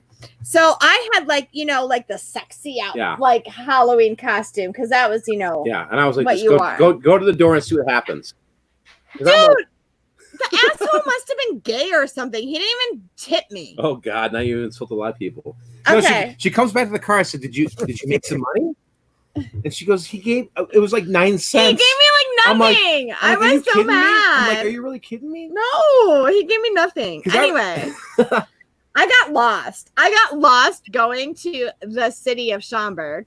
I got lost going up there. Okay, since we're on the topic, sorry guys, here we got to talk now because there's another rebuttal here. Right? She lived in kind of craziness farmland, and so she gave me directions to go to their house. It was his first time coming to our house. Right, and I'm a little kind of like a suburban Chicago guy, and so she's like, "Well, you go down here, turn right at the first street." Listen to that. First street. The first street. In the farm country, streets don't have names. If I told him it was Farmer Johnson's Road, he'd have no idea. So I'm like, turn right on the first street. Okay, See, go. that was what was wrong with you at the time. Like, you didn't say the street name. So I'm driving through. This is pre-GPS, right? So I'm driving, and I knew this was like 20 minutes away. I'm like, all right, here we go. Let's go. And I'm driving. I'm like, next thing I'm like, dude, this is like 40 minutes. I thought I'd turn right in the freaking first street. I actually waited until I drove down where I saw the street that said First Street. And then I turned on First Street, and I'm like, okay, obviously I don't even know where I was at. Probably like Aurora. You were in Aurora. So I pull over to a farm, and I'm like, hey, I'm lost. Can you tell me where First Street's from? He's like, where are you going? I said, trying to go to Sandwich. And this guy laughed. He laughed at me so hard. I believe it. He's like, boy, you're in the wrong area. I'm like, well, how far can I be? He goes, dude. He's like, that's 30 miles that way. I'm like, are you freaking kidding me? I told him the first Yeah. street. Listen to directions. So that's I had to backtrack. I show up like 3 hours later, dude, Scott and Delton. I'm like, dude, this is ridiculous. I hate you, woman. Okay, actually. And I said, what is your directions? First Street? Jesus. Actually, that was my 21st birthday. And here's how I remember this. Because, okay, he comes to pick me up. I was living at my parents' house at the time because it was like in the summer because my birthday's in July. So it was in the summer. So I wasn't at college. And I was living at my parents' house. And he comes to pick me up. We were going to go to the city, like actually Chicago. We were going to go. And we went to, what was that place that Dennis Rodman hung out at? Oh, I'm well aware with where we went to. Excalibur. Excalibur. That was it. Oh, sweet. I don't remember much about I remember you dancing on a cube going, yeah. And I'm like, dude, I got to fight all these people up in this bitch over you. Come on. Is that one of the bars downtown Chicago? Yeah. It's a gentleman's club. No, it wasn't a gentleman's club. It was a crazy club. Anyway, so he comes to pick me up, and I'm like all sexy, dolled out, right? It's my 21st birthday. I went and got my driver's license. I'm all like good to go, right? And Were you a Valley girl? yeah. And we're driving down the road, and we get about 30 minutes away from Sandwich, and he goes, "You've got your IDs, right? Because they need two forms of IDs." The same day. And I'm looking through my purse, and I'm like, I said, how do you not have the ID? I left them at home. And we were freshly dating, and I just wanted to grab her. Like, dude, I just spent 3 hours to get here. We were like a month dating. Yeah, and you left your ID, damn woman. Which woman? I had to go all the way back over there. Hey, So hey Mike. I to get my IDs Mike, you remember the Crowbar? at night, except for tequila shots, dancing on the cubes. I'm very well aware what happened And tonight. somewhere there was a pool table that I passed out on. And then I woke up the next morning and I was at home. With the Mick Jagger impersonator. Was that the same That night? was the same night, yeah. It was? Yeah. We were bar hopping, and we came back from Chicago back to like Niles. And then I'm like, all right, we got to hang with the guys. Really hard. we got to hang with the guys. And there's this dude who's like 55 years old. Yeah, I remember him. Dude, I mean, the crotch was going on. I mean, no homo shit. And they're playing Rolling Stones music. And this guy get up there and started rocking at 2 a.m. I'm like, okay. That was the same night? Yeah, with the Grayson guys. Was it really? Yeah. Oh, shit. All right. Yeah. Mike, you remember the Crowbar? Yeah. Oh, we went there. Yeah. We've been there, the Crowbar. Yeah. That was my spot for a minute. That and the Walker Curtains America's bar. Maybe the same night. That's crazy. I don't even know if that stuff exists anymore. Okay, all I know is there's this drink in DeKalb, Illinois. So if you went to Northern Illinois University, there's this drink. Don't say it because it's called California MFer. Okay, What's that stand for, Kim? It's like a Long Island iced tea, but like there's more liquor in it. And I used to suck those things back like nobody's business. Oh yeah, I'm well aware. But I couldn't hold it very well. Dude, Scott, she was the girl that would be like, I'm like, oh, that's my girl, right? And next thing you know, there'd be a crowd of guys around her. And I'm like, dude, what? I'm like, Kim, what are you doing? And she's like, I'm just having fun. I'm like, oh, dude, no, we're about to fight up in this bitch. You know? I was the girl that went in the boys' bathroom puking and then came out and was pounded more. It should be, I should have titled this video the other way, right, Scott? Like, Resellers Roundtable gone wrong. Yeah, there's some of those moments Johnny likes to refer to as you had fair warning to leave, now you're stuck. That's right. That is right. And 20 years later, we're still together. Yeah. Here we are. God so 20 years in November, you guys. Can you believe that? That's craziness. We've literally been with each other half our lives. And I was married for 19 months. Does that count? That's kind of crazy. It is crazy. Are you going to kill me? He was making weird phone calls today. Like, she was talking about the desert and we could bury you really quick. I'm like, oh my God, maybe my time is coming. Did you get that second text I sent you? The second picture? I did. Yeah, we seriously though, we've had some. Well, you tried to hop in front of a train. Mike one night, drunk at Molly's, tried to jump back and forth across the train track. Make it? I mean, obviously made it. Well, clearly, but the police didn't. That was like man cave shit, dude. Like I was like this guy, like, oh, I could take you, babe. Trust me. I'll jump in front of a train. Isn't it funny what guys do? Ladies out there, isn't it funny what guys do that think that it's impressive? And what you're kind like, of crazy shit you do, Scott? Whatever. Hey, there's here he is, Retro Rescue. Retro. We talked Arizona. about you earlier. We met with you. I'm sorry I didn't get a chance to say hi. My dad's been having health issues and I was on the phone, so I'm sorry. It was totally about cool that. to meet you, dude. Guys, subscribe to Retro Rescue Arizona AZ down below. Because it was awesome. We've been together this summer will be 29 years. I don't remember the early years anymore. 29 years. Wow. Yeah, you don't look a day over 32. Yeah, I turned 51 a couple weeks ago. Oh wow. Get out. Yeah, I would never have said that. We met we met. I was a sophomore, she was a freshman in Alabama, and that was in August of '88 when we met. We got married July of '91. That's awesome. Well, damn, we look old. Yeah, well, shit. Fuck. I thought Scott was 32, dude. I'm freaking going damn. I know. Well, I saw the gray beard. in his beard, so I thought he was at least our age. No shit. Kim, who's older, me or Mike? Well, I've heard you say how old you are. Oh, okay. Well, I've always said I've been 28. I mean, I don't know why you guys keep saying shit like I'm. Yeah, if you saw my wife, you would not. You wouldn't give her a day over 40. She does not look a day over 40. She's got the perfect ivory skin, so she always has sunscreen. She never goes out, so she has no sun damage. So, aw, that's sweet. when we met, say that about me, huh? Yeah, we went. Where were we at? We were somewhere with some resellers. Oh, she went to Denver. We went to a Denver meetup, and she was 46 and got carded and was thrilled. Oh yeah, when I get carded now. See, it's funny because when Mike and I were first dating, he's older than me by a year. That's a big year because there's some knowledge behind all this. Oh my god! How many times do I say this? Can just wait until you get to be my age? A million times. Wait till you get to be my age. My body hurts. So we met for the second time on Mike's birthday. He was 22.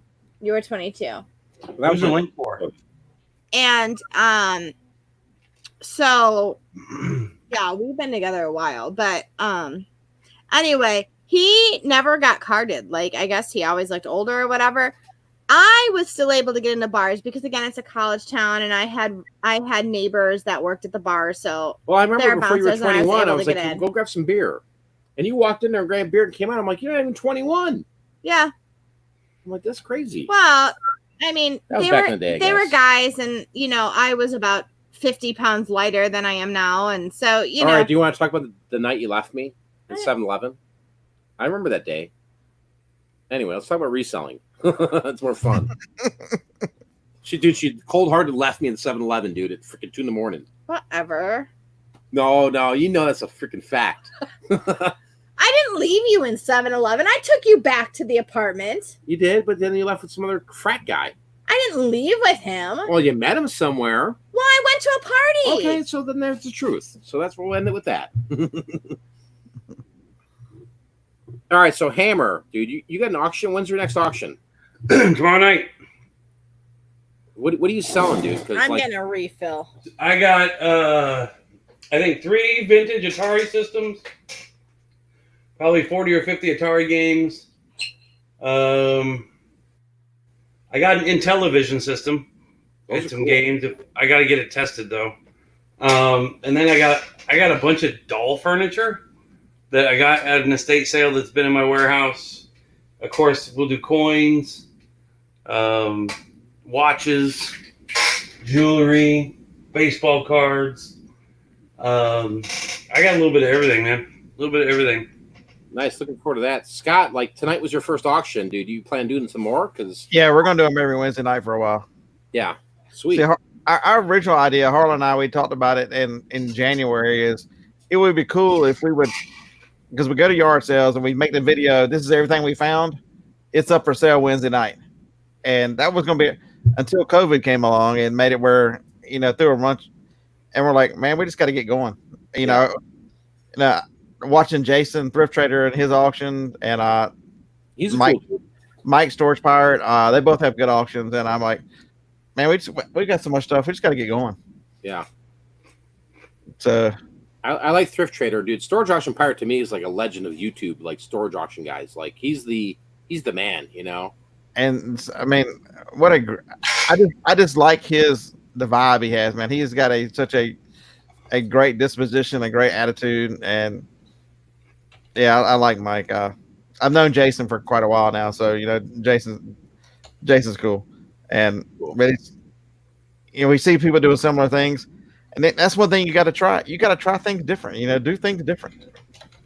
I mean, what have you lost if it doesn't work out? What have you lost?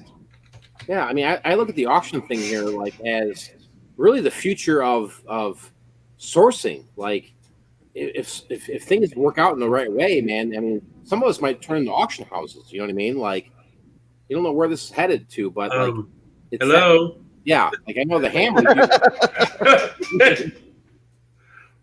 I don't know if you know, Scott. I retired from the dealership I know. I lurk a lot. Oh, right on. I'll put it on and play and just let it go.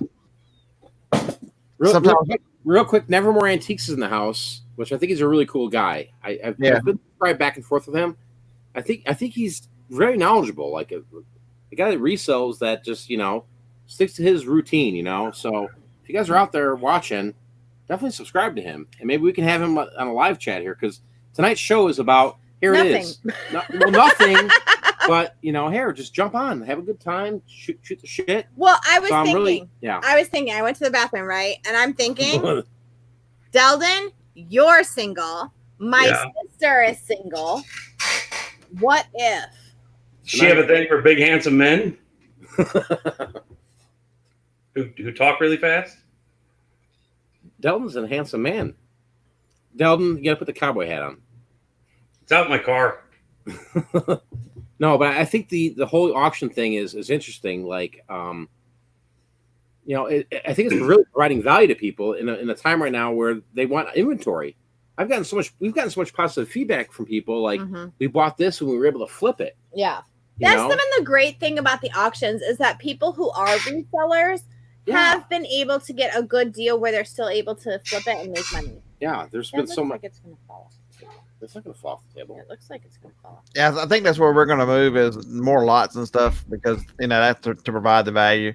But right now we're just tonight it was just we didn't know what to sell. We just threw stuff up. We didn't have any idea. My first auction, my first YouTube auction ever was on Dwayne Hale's MSP auctions. Right. You've seen those. Yeah, he's been doing that for years. In like 4 hours, we barely got through 10, 12 items. Right. And then my first auction I did on my own on YouTube. I mean, I was all over the place and scatterbrained and whatever, but in 4 hours, we started at 8, ended at midnight. I got 18 items. Yeah, we did 31. We did 31 tonight in 3 hours and 10 minutes. And then tonight, or not tonight, but last week we got 39 lots, and then in 4 hours. So it's been pretty good. Like this whole COVID situation has absolutely caused me to completely change my business model. Like I open an antique store. We're not going to open the store back up except for on the weekend when we have the flea market outside, and everything's going to be by appointment only. And then I'm actually going to go. I'm going to pull one of your numbers, and I'm going to travel the country. Except for I bought a 20-foot trailer, and I'm just going to load that son of a bitch up. And then when I stop at night, we're going to do an auction from the hotel, and just oh, that's cool.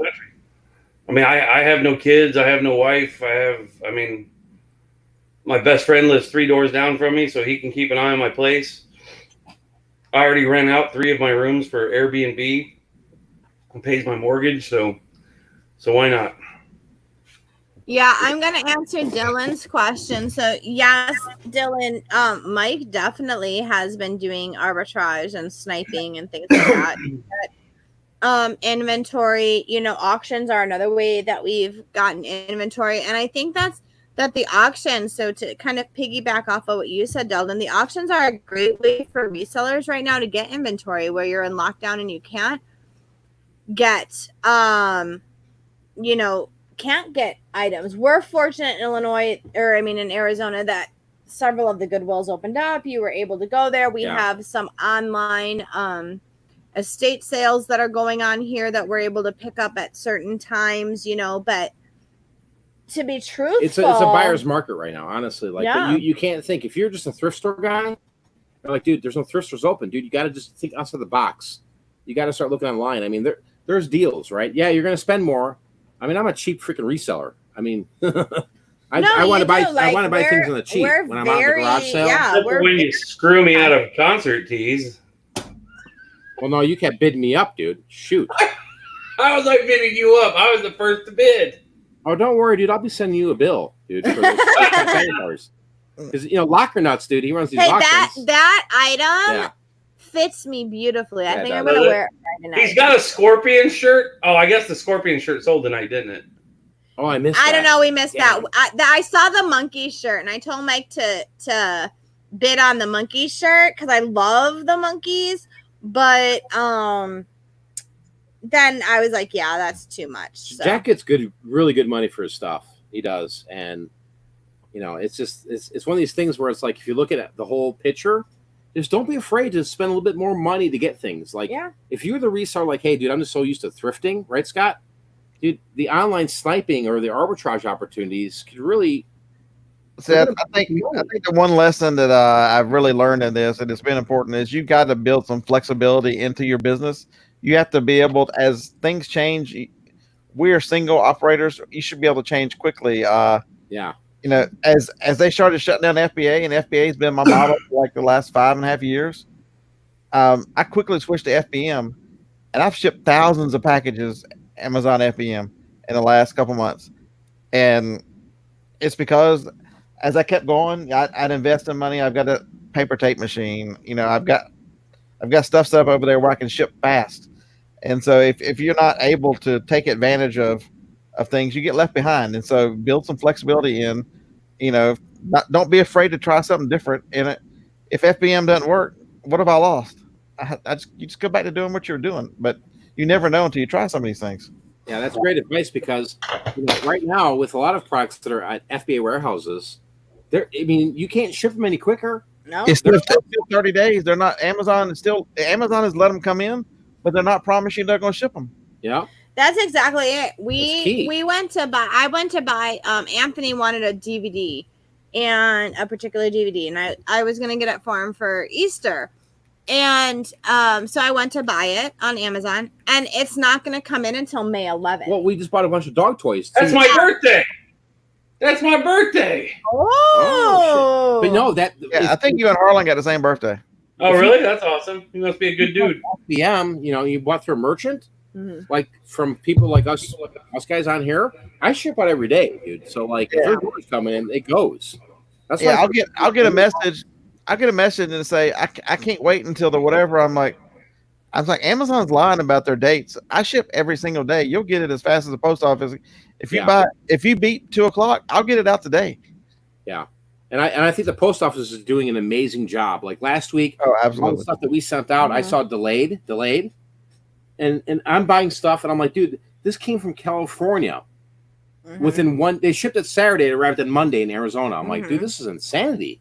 Yeah. Like they're really rocking it. But then there are some, we have had some people say that their shipment hadn't made it or it was delayed or they had issues. So, and we've bought from eBay sellers who are like, hey, dude, I only ship on Fridays because of COVID. I'm like, well, I guess that's your excuse, dude, because I get up every day. We go every day to the post office. One of the two of us goes I'm not every making day. excuses, dude. I'm just here to ship it out. You give me money, I go to the post office Monday through Friday. Yeah. Yeah, my post office is 3 miles away. I go a lot of times. I go twice. Yeah. I have to do some internet snooping here real quick. Yeah, Scott, right, dude? Because sometimes like you just can't. You're tired of carrying all the shit. Yeah. Well, it's a lot of this is about how you treat people. We live outside of Huntsville, so we live in a community that doesn't have. It's a community, no town, no police, and it's a 2-window post office. There's only one ever open, and I didn't know how to do scan sheets, and so I figured out how to do FBM scan sheets, and I just back up to the back door and ring the buzzer, and they bring me out a cart, and I give him the sheet, and I fill the cart up and push it back in the door, and I'm done. It's easier on him and easier on me. I mean, it's amazing if you treat people kindly and do things the right way. It's amazing what they'll do for you. I can't. I back right up and get a cart, and I'm done. Good night, Susie. Yeah, good night, Susie. You're lucky because we also live in a very small town. The police presence, it's the county police, so you're lucky if they come out in 30 minutes. You're boy, if there's an emergency, God help you. Yeah, shit. I don't know that the first house in our neighborhood has a sheriff officer who lives in the neighborhood, so we're fortunate that way. That's good to have. But like, we don't have mail service to our house. Yeah. Like, there's no mailman that comes to our house. There's no mailman that picks up. We have to go to the post office. We have a PO box because that's what it is. You have to go pick up your mail. If you have a package, they put a slip in your mailbox, and you have to take the slip and line up. Like it's a Pink Floyd video from the 80s. Yeah. So it's really, really, really, I call it the one-horse town, the Pony Express out here. But they make it happen. But, they've been doing a pretty good job about, trying to keep up with everything. And here's the thing. Right now, our snowbirds have normally left by now, right? Our seasonal visitors normally are gone by Easter. They go home to whatever state they're from by Easter. They come to us somewhere around May, and they leave by April. So no, they don't. No, they come. They don't come in May. Or not in May. October. No, like January. No, they come before January, Mike. Usually, there's generally two. My mom and dad used to run a snowbird village down in Florida. And like September, October, the first wave comes. Yeah. And then those with like young grandkids come like after Christmas. Yeah. And then, but they're usually gone by Easter. They're gone by Easter. They're stuck here. Right now, they're stuck here.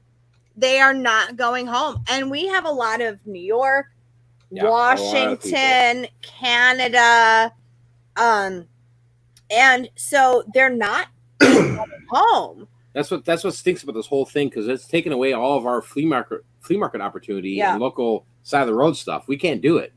This is normally the time of year that we are on the side of the road. We're at the flea markets. Because the heat is coming.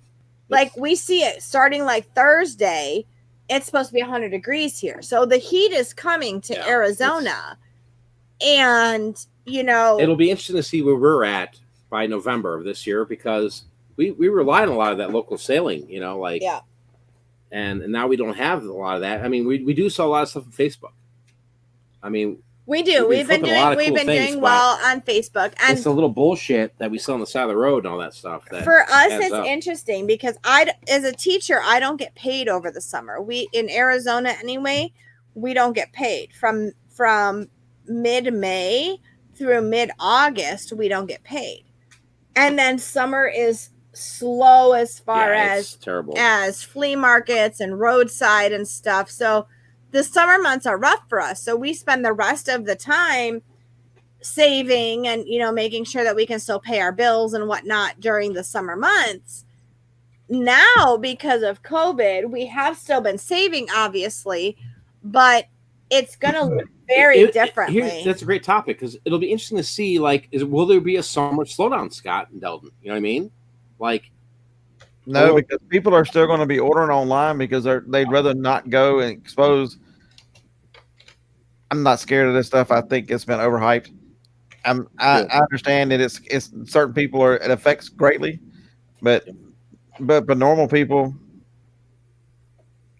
and I think we've overreacted. So, but they're still going to keep ordering online. So it's still an opportunity. There is no slowdown this summer. They're going to, because there's so much of the country going to still be trying to come out of it. Just whether they run out of money or not, that's going to be the big issue. Yeah, what's happening?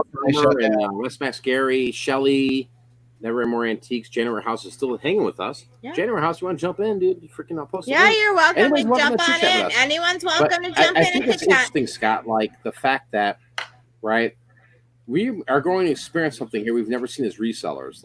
This is going to be a very interesting summer for us because generally we prepare all year long for, Kim's not getting paid. Sales generally get slower a little bit in the summer because we don't have the flea market necessarily. We don't have the side of the road stuff. This is our winter months for most people that are out there that don't have. Everywhere on the Midwest and East Coast, this is your ramped up time in the spring and summer. Yeah. This is our slowdown Dalton time. knows this, dude. Mike Dalton's in the chat. Garage sales start at 5 a.m. Yeah, I mean, it's really what happens. It's going to be interesting to see. Thank goodness we are prepared for that. Yeah. Because we're smart about it. But for the people that are not and haven't been preparing for this, it could be a very detrimental thing. So, we like to make sure that at the very least we have our mortgage and, our basic utilities covered over the summer.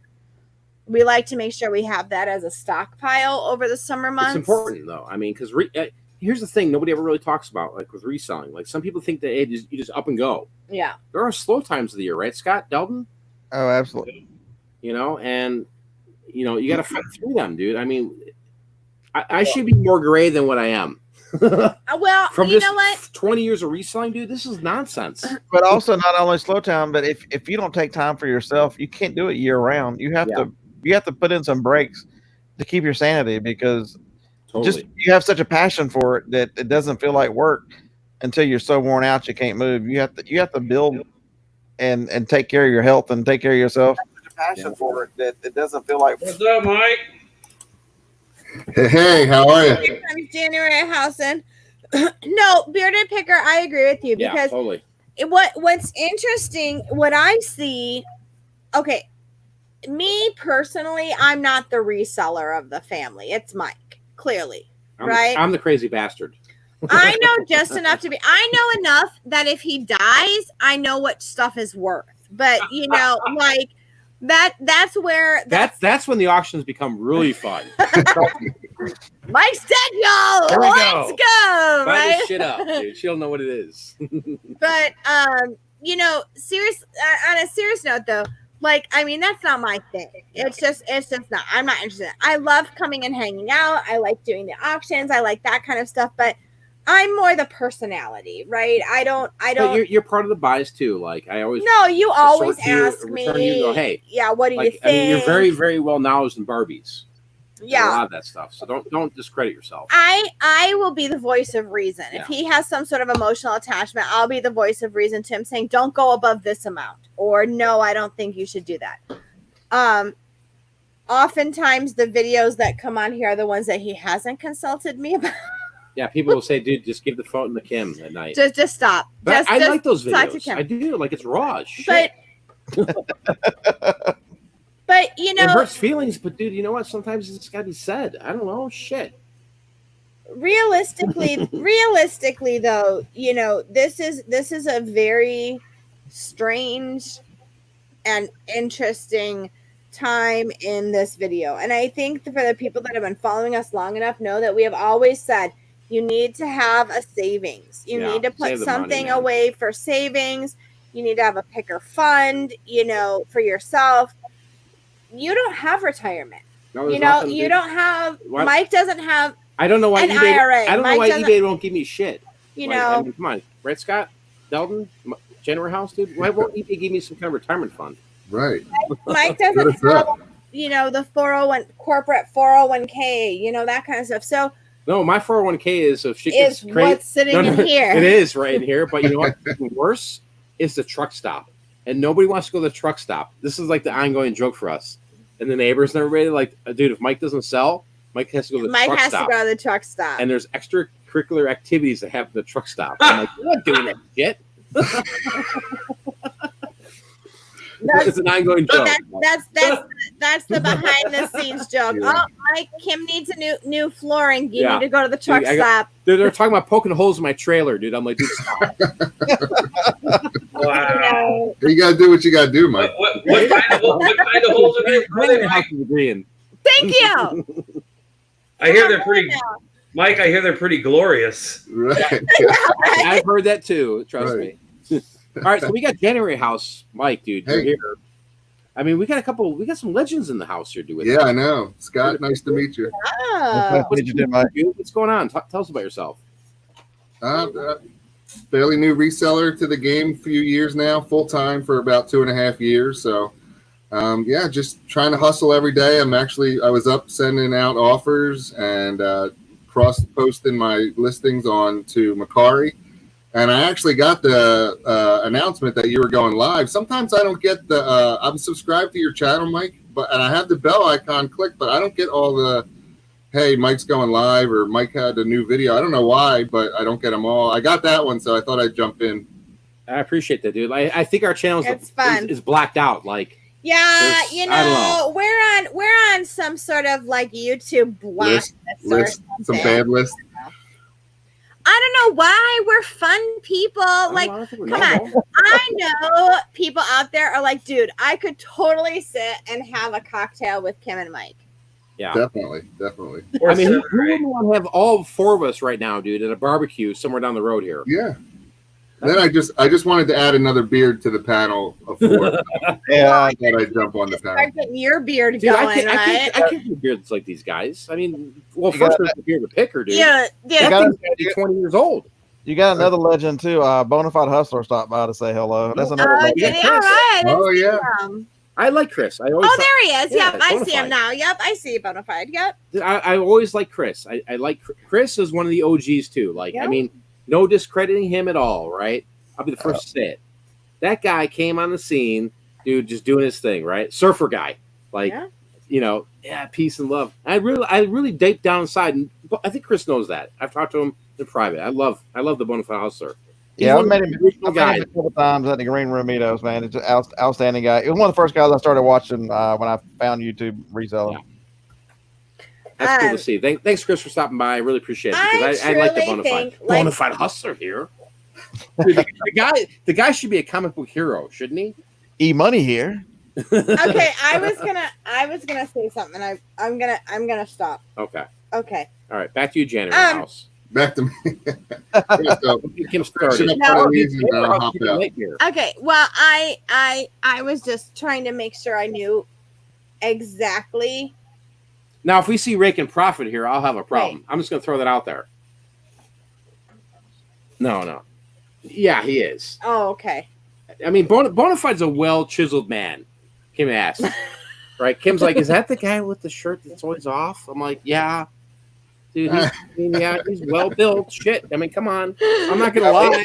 I was trying to be correct. I mean, I can take mine off. Right. Does it help if we don't have shirts on? Got to be pudding because Jello don't shake like this. Finished a bottle tonight, okay? That's This is funny. the end of Kim's bottle, all Just right? one bottle? Just one. I Okay. have a meeting at 9 a.m. Just But one. we have Mater James Keenan wine.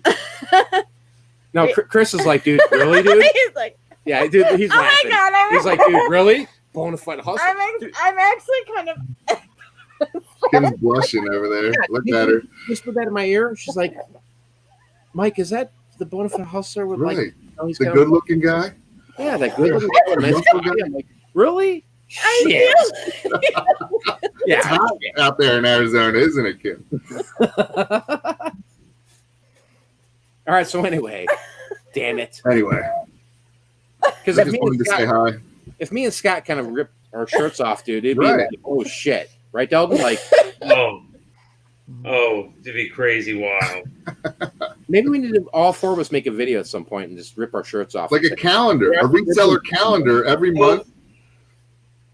The sexy men of reselling. Yeah.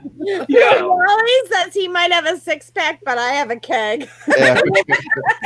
I was about to say that. Who needs a six I pack? have a beer truck. What are you talking about? Lots of you. Yeah, look Okay. at Aaron. All right now. Instant loss of views, Aaron says. Oh, West Max Gary says I would leave at that point. They would just get crazy. okay. All right. All right, back to reselling, dude. Okay, back to reselling. No, true story. While in college, me and a couple of guys, we were all larger gentlemen. We did do a fat man's mail review that we called Chunk and Dells, and we actually did 2 bachelorette parties for like $600. It was the best beer money ever. My mother-in-law wants to start a strip club called Chubby's. Yeah, I think it'd be big. I think it'd be huge. So here, if you guys are Figuratively and chubbies, I'm gonna post a link right now. Just give us a buck or two. We're gonna start. We're gonna go Right. back. There's one in Portland, Oregon called Mr. Jiggles. Oh my god. Oh my god. Woo. I Okay. didn't know you had a crush on Bonafide. I don't have a crush on No. the Bonafide. truth comes out. Hey, let's get Bonafide in on the dais here. Yeah. Crush on No. Chris. How epic would it be if Chris joins? He's like Bonafide hustler. Right. With no shirt. I was asking if that was the guy. Yeah, it's freaking Chris.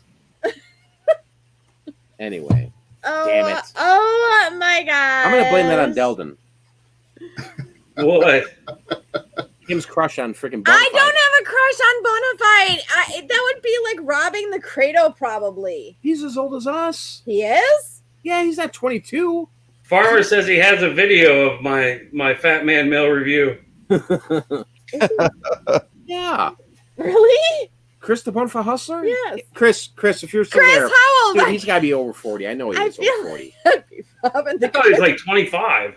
That's- Yeah, see, thank know. you, Delden. Dude, no, I think he's like 30, 34, 30, he's like 34, 35, I think. no, really, Scott?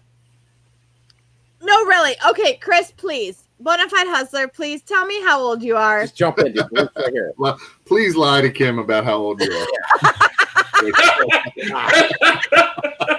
Now I really got to make it. See, now I really got to make a live video, and I'm just gonna bash Chris. Like, dude, 41. Oh, damn, 41. 41. Oh, Yeah, no see? shit. Yeah. Okay, wow. I didn't know. Yeah. Well, I don't go for younger men. I go for older men. See? Well, I'm married to you, you're for sa- Christ's sake. What the hell are you talking about? She's leaving me. Look Hey, at, Delden, how look much- at John. He Oh, says- What, Mike? Oh, look at John's super chat. that little palatial mansion of yours? Yeah. Okay, but 2 mics were talking at the same time. Voodoo, what'd you say? All right, Delden, dude. What is the rent on one of those little bedrooms there? Because I'll probably be heading down next week. The big one rents for $1,100 a month. The smaller ones rent for $850. Oh, okay. Well, shit. But I'll hook you up. Did you see John's super chat? Oh, I missed it. Well, I don't think we should read that out loud. Read what?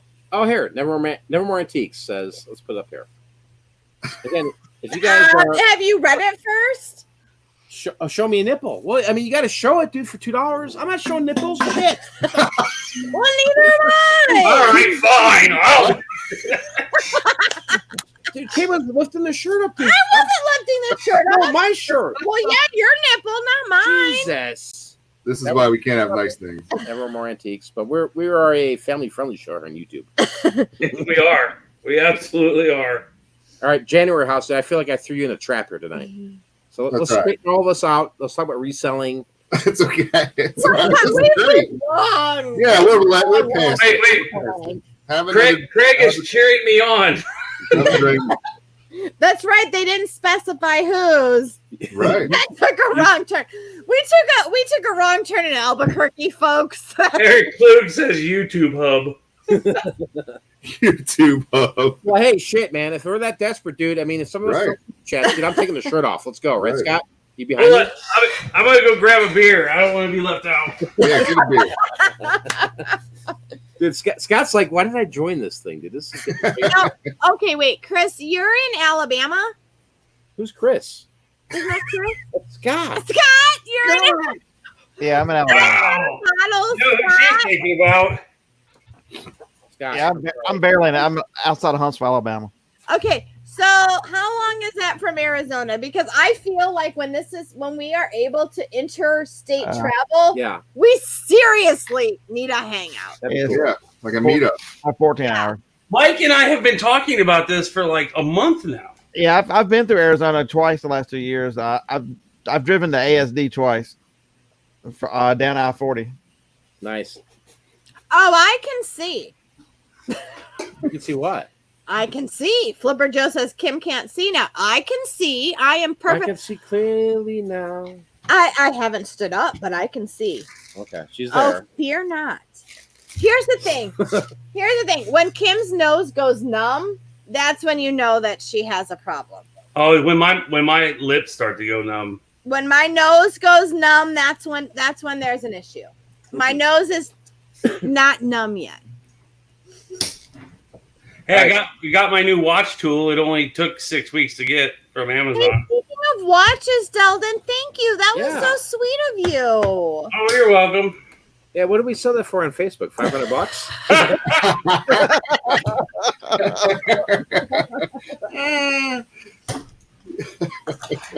That's a joke. That's a joke. He has Right. not sold it yet. It was $4.50. It wasn't. Yeah. Whatever. Buy my next ebook. It'll come out. I'll show you. In my next ebook, he shows you how to sell free shit that people give him. Yeah, no, it'll be For maximum how to profit. buy auction. Go to YouTube reseller auctions and buy their stuff that are undervalued and flip it for big profits. It's a huge book coming out. Red Stripe, dude. Red Stripe. He's always drinking the Red What Stripe. is with you and the red stripe, dude? It's the only one of the only beers I like. Wes Max Gary says this 808 or 805 stuff is amazing, but I can't find any of it here. So this is what I drink. Unless I throw on some Crown and Coke or some gin and some form of juice. All right, we've got 88 people live here, dude. Dude, Delden, you're the true auctioneer of the bunch. Yeah. Yeah, how am I doing? Delden, seriously, I want some tips. How am I doing? Of everybody who does an auction, hands down, you have the most potential to actually become a licensed and professional auctioneer. Thank you. Thank you very Thank you very much. You know what the funny thing is that here's the crazy part with people doing the auctions now. At some point, they get the Delden chant. I've watched it. Like I watched Jason Thrift Trader the other night, and he started doing a chant, and I sent him a super chat. It's like, looks like you're developing a very, very good chant there, sir. All right, what more do I need to do, Delden? You have to be my personal auctioneer teacher. The only thing that I can say is if I'm to professionally critique you, is you repeat over and over the money that you have when you need to repeat the money that you want. Ah. So you're like, I got 20, 20, 20, 20, 20, will you give me 22? 20, 20, 20, will you give me 22? So give me 20, not 22, 2, 2, 2, 2, 20, not 22, 20, not 22. So That's the only critique I got. And you take one, and they get together and they have babies and they make 11. Let my baby making dollars. There's number intercourse going on, and they multiply. Funny. That's funny. Holy shit. Mhm. All right, how cool is this? Because usually I'm just having fun with it, right? But all right, I'm taking right. that. I'm taking that critique, Let- and I'm gonna put it to play next time. Is anybody interested in an auction tonight? Yes. One Yes. each. Yes. Like, Mike, can you pull out something, Scott? Scott's whole organization back Yeah, there, dude. he's got organization. You've got organization, dude. Like everybody puts out an item. Say, all right, you guys, right? For the people in the chat, like, you guys want an auction? You want one item? Yes. That'd be fun, right? Can I bid? Yeah, everybody. Yeah. can bid. I'm game too. I want to buy some shit. Let's do it. I want to buy Scott's pirate flag right there. Here to pick his pirate flag. Auction it off, Scott. What is it worth? Everything's got a price. You know the hell I caught for that flag? It's staying right there. When Oh, he muted himself.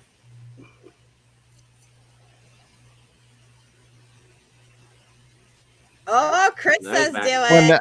when the big video went viral, I can't tell you how many comments I got with surrender to booty, because I was on what's the crazy site with all the people fighting at Walmart, World Star Hip Hop. I was on their front page for 3 days with that video, and What was the video I watched it, dude? Like, you were at Walmart. Was it the Monopoly games, dude? yeah, Like, the Monopoly game. It was on World Star Hip Hop for 3 days front page, and that surrender to booty flag. I can't tell you how many jokes that all those little kids and you had to sanitize your brain after you read those comments. They were just so insane. And that was the favorite thing was about the booty, surrendering the booty. That's I all I gotta ask this, like, because life changed for you at that moment. Like, that video went viral. You obviously probably made some money from it.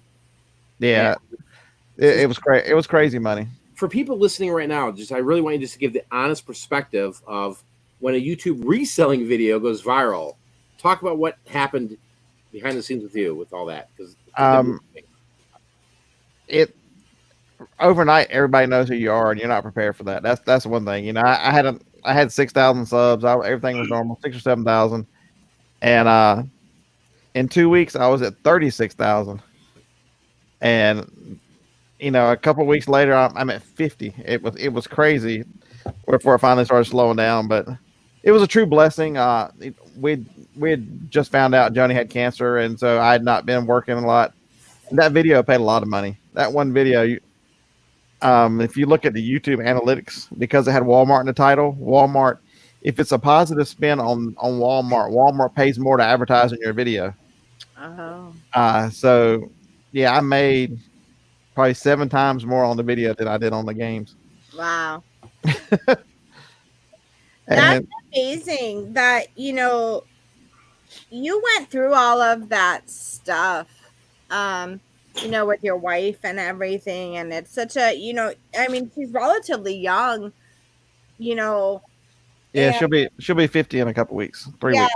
I mean, it's scary. I'm going to talk about it from a woman's perspective. And I know there's mostly men on here and whatever, but from a woman's perspective, that's a very scary and real thing, you know, to come across. You know, my grandmother had breast cancer twice. She ended up going through a double mastectomy, and eventually then ended up passing.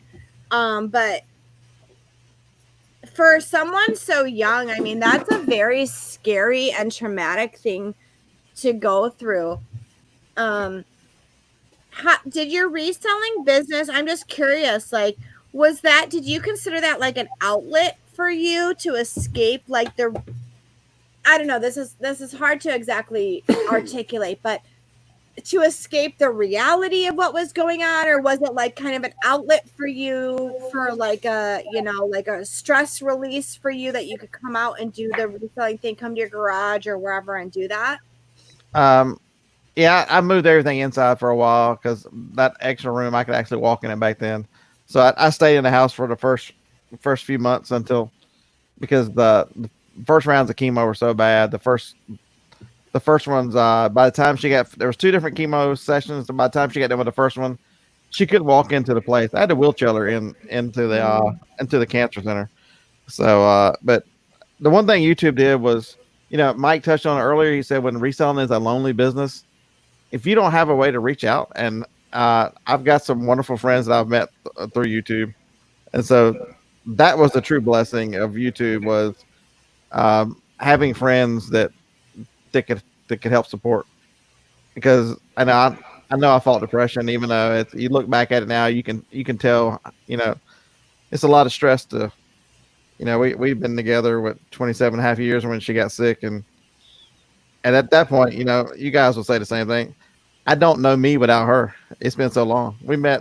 It's literally soulmate. Yeah. Like it's I was 19 years old. That's a long time ago, and I've got to stay strong because we have our son. He still lives at home. He goes to college. Well, he used to go to college.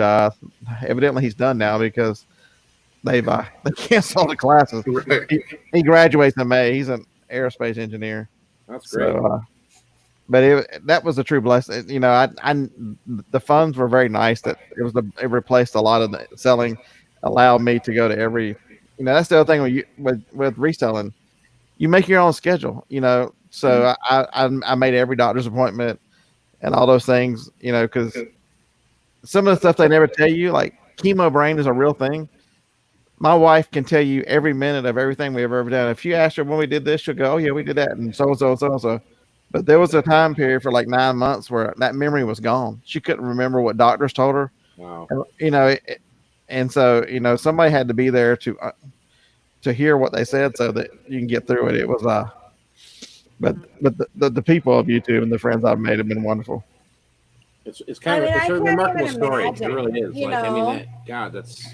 As much as this guy, and I'm sure it's the same way for him, as much as we get on each other's nerves from time to time, it's real, marriage, man. but exactly when it comes down to it, right? Because honestly, I probably just go in hiding and just bury myself in a hole, But that's pretty awesome, Scott, man. I'm happy everything is going good, man. I really am. And that is the nice thing about this business, I think, is that we've seen it not from the illness side of it, but if I've needed you to pick up Anthony or one of the kids, or I've needed him to be there for something, he's been able to just he can leave what he's doing easily. Bribe teachers, right? He's easily able to leave and go do those things. Whereas in my job, that's not exactly always a possibility. We got Jonathan LaFaro in the house, dude. I like Jonathan. I like all you guys. All you guys are amazing right here, hanging with us tonight. We got some rock stars here, dude. January house, right? I saw your comment. You're like, dude, one day I'll auction something off. Yeah. Dude, Mike, come on, January house, let's auction. We're missing like a little mini auction, just like one item. Everybody have one thing. Everybody find one thing. Oh, I can find one. I meant like every day, like you do, or Delden does, or Scott. I don't have the audience like you guys do to do that. That's all right. You got one thing back there behind your sheet. Mike's got a plethora of stuff. Trust me. Yes, I do. And then 9 pound hammer will pull out like. This is a 1932 silver coin. I know. Right. Yeah, exactly.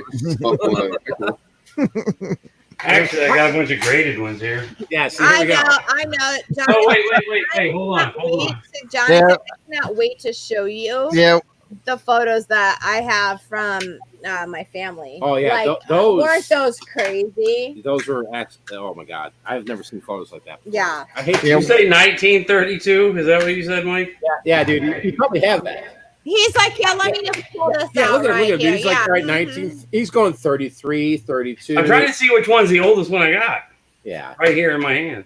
Yeah, so we had a coin. Eric had a lot of just a bunch of stuff in a box. He pulled up something, and I look at the chat, and Delta repeated like 3 times. That's a this coin. That's a this coin. I know it. I'm a coin guy. Prussian state coin. A Prussian state coin. Yeah. I'll do an auction, Mike, if you want. So that's one thing I don't know about coins. I don't know anything about coins. I mean, obviously silver. I know a little bit about it, but I have an 1878 Carson City. Yeah. What is that worth, dude? $500 to $600. All right, let's start the bid at that. And then I have an $1 bid. I have an uncirculated 1871 3-cent piece. But the oldest one I have is an 1818 50-cent piece Drake bust. All right, so are you going to auction one of those off? You're going to keep bragging? No.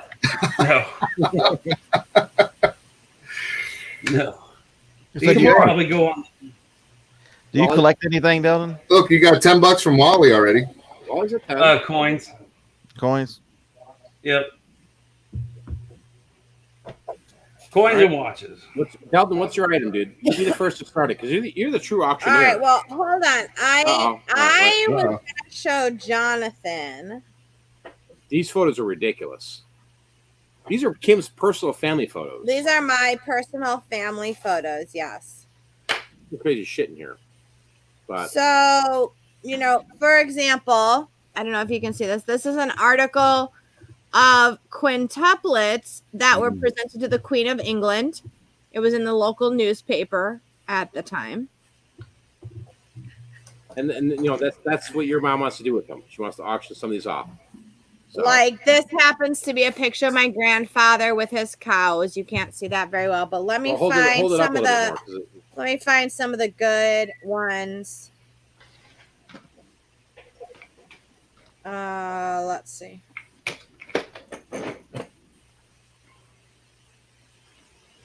There's a couple of relatives in their military gear. Chris is like, "Oh my God, Kim, don't show our family." I know. That's my sister in there. Okay, check out this one in the Hey, Linda, thanks for joining us. check out this one in the old gas mask. Oh, wow.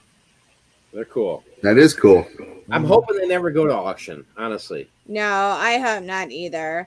But Check out this one. This is my great grandmother and her brothers and sisters with their old Harley. those are cool. That's how my grandparents met. I was on a Harley. Dude, that's like rock star status, right? Kind of, yeah. Would I be more sexier than a Harley? I don't know. Or are you still talking about Bonafide? I gotta double check, Scott, before I go to bed, dude. So anyway, this is, these are the types of pictures, Jonathan, that we have. So yeah, very interesting stuff. All right, dude. Who's gonna pull it out? The first auction is. Do you guys want auctions?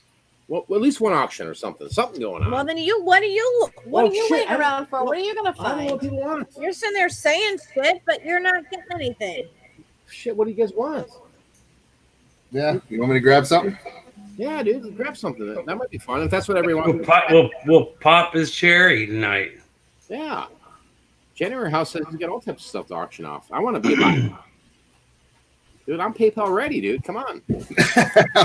Already.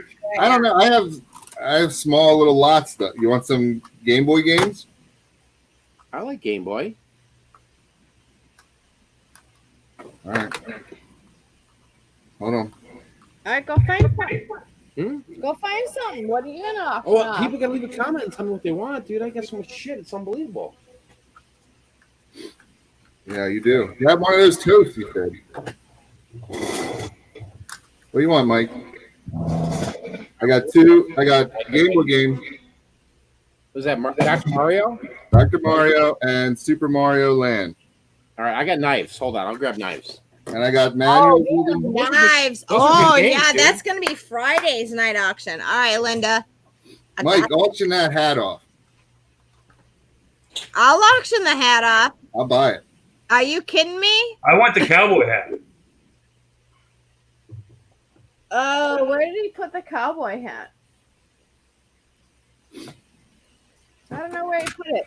See, I'm looking around here. I don't even know where the heck he's got stuff at. Auction Vader? Yeah, Chris, I don't know.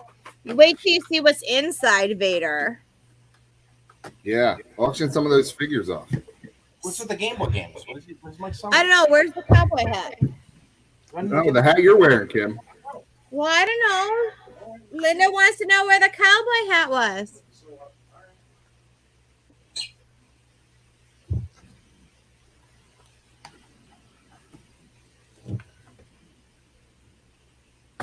I'm texting my sister as she's watching. It's kind of funny. Wow, Thrift Hoarders wants me to lose 400 pounds. So I'll be under 300. That's awesome. Wow. Oh, Thrift Hoarders. Wow. Bye-bye. Yeah. We ain't playing anything tonight, folks. Kimmy, don't play that. Do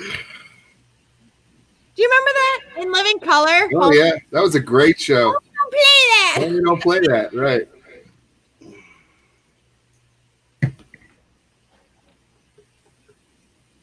I don't know who he is. I hope I didn't block somebody that mic like. No. Nope. That's what happens when Kim gets in charge, and Kim's been drinking. So, do you know who Thrift Hoarders is? Thrift Hoarders? Yeah. No. Okay, good.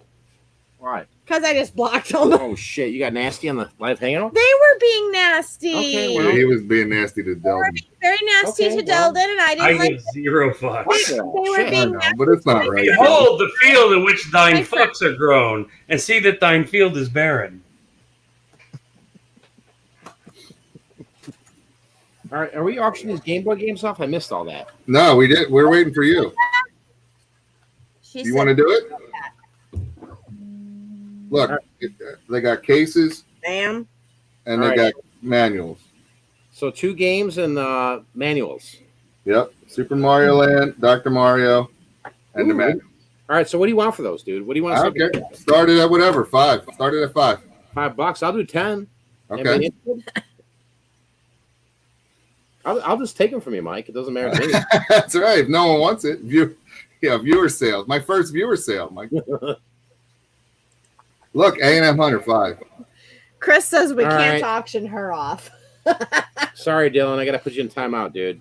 You got to be. Well, A&M Hunter 5. Let's get to the viewer. No. Dylan Patrick was fine. Oh, okay, so Dylan, I'm sorry. I just No, put you no, in no. timeout. Yeah, he said he was going to lose $400. You can't watch. Dylan, shit, I put you in timeout for 5 minutes, bro. Sorry. All right, let's focus. Let's focus on me again. There's nothing like drunk moderating. Kim's gonna moderate. Here we go. Flipper Joe. There we go. Oh, good. There we go. All right, 2 Game Boy games. They're tested. They work with protectors. Dr. Mario and Super Mario Land We got Flipper Joe at 20. and manuals. 22, 22, 22. Look at our 22. Yeah, Kim, do it. Get those little dollars together. Let them make little babies. January's got to do his own little auction chant. Yeah. No, I don't know the auction chant. All right, we got 22 from Doug Miller. Looking for 24. So we got 24 out there. Free shipping. Games tested. They work. Protective cases, manuals. That Mario game is worth like 25 on eBay, isn't it? Yeah. The Super Mario Land is. Yeah. Oh. Chris says, nice picks. What did I want? I don't know. Grab. Oh, shit. I'll just 22 to Doug Miller. We got 24 out there somewhere. Free shipping. Free shipping. 22 to Doug Miller. My first auction. You can be famous.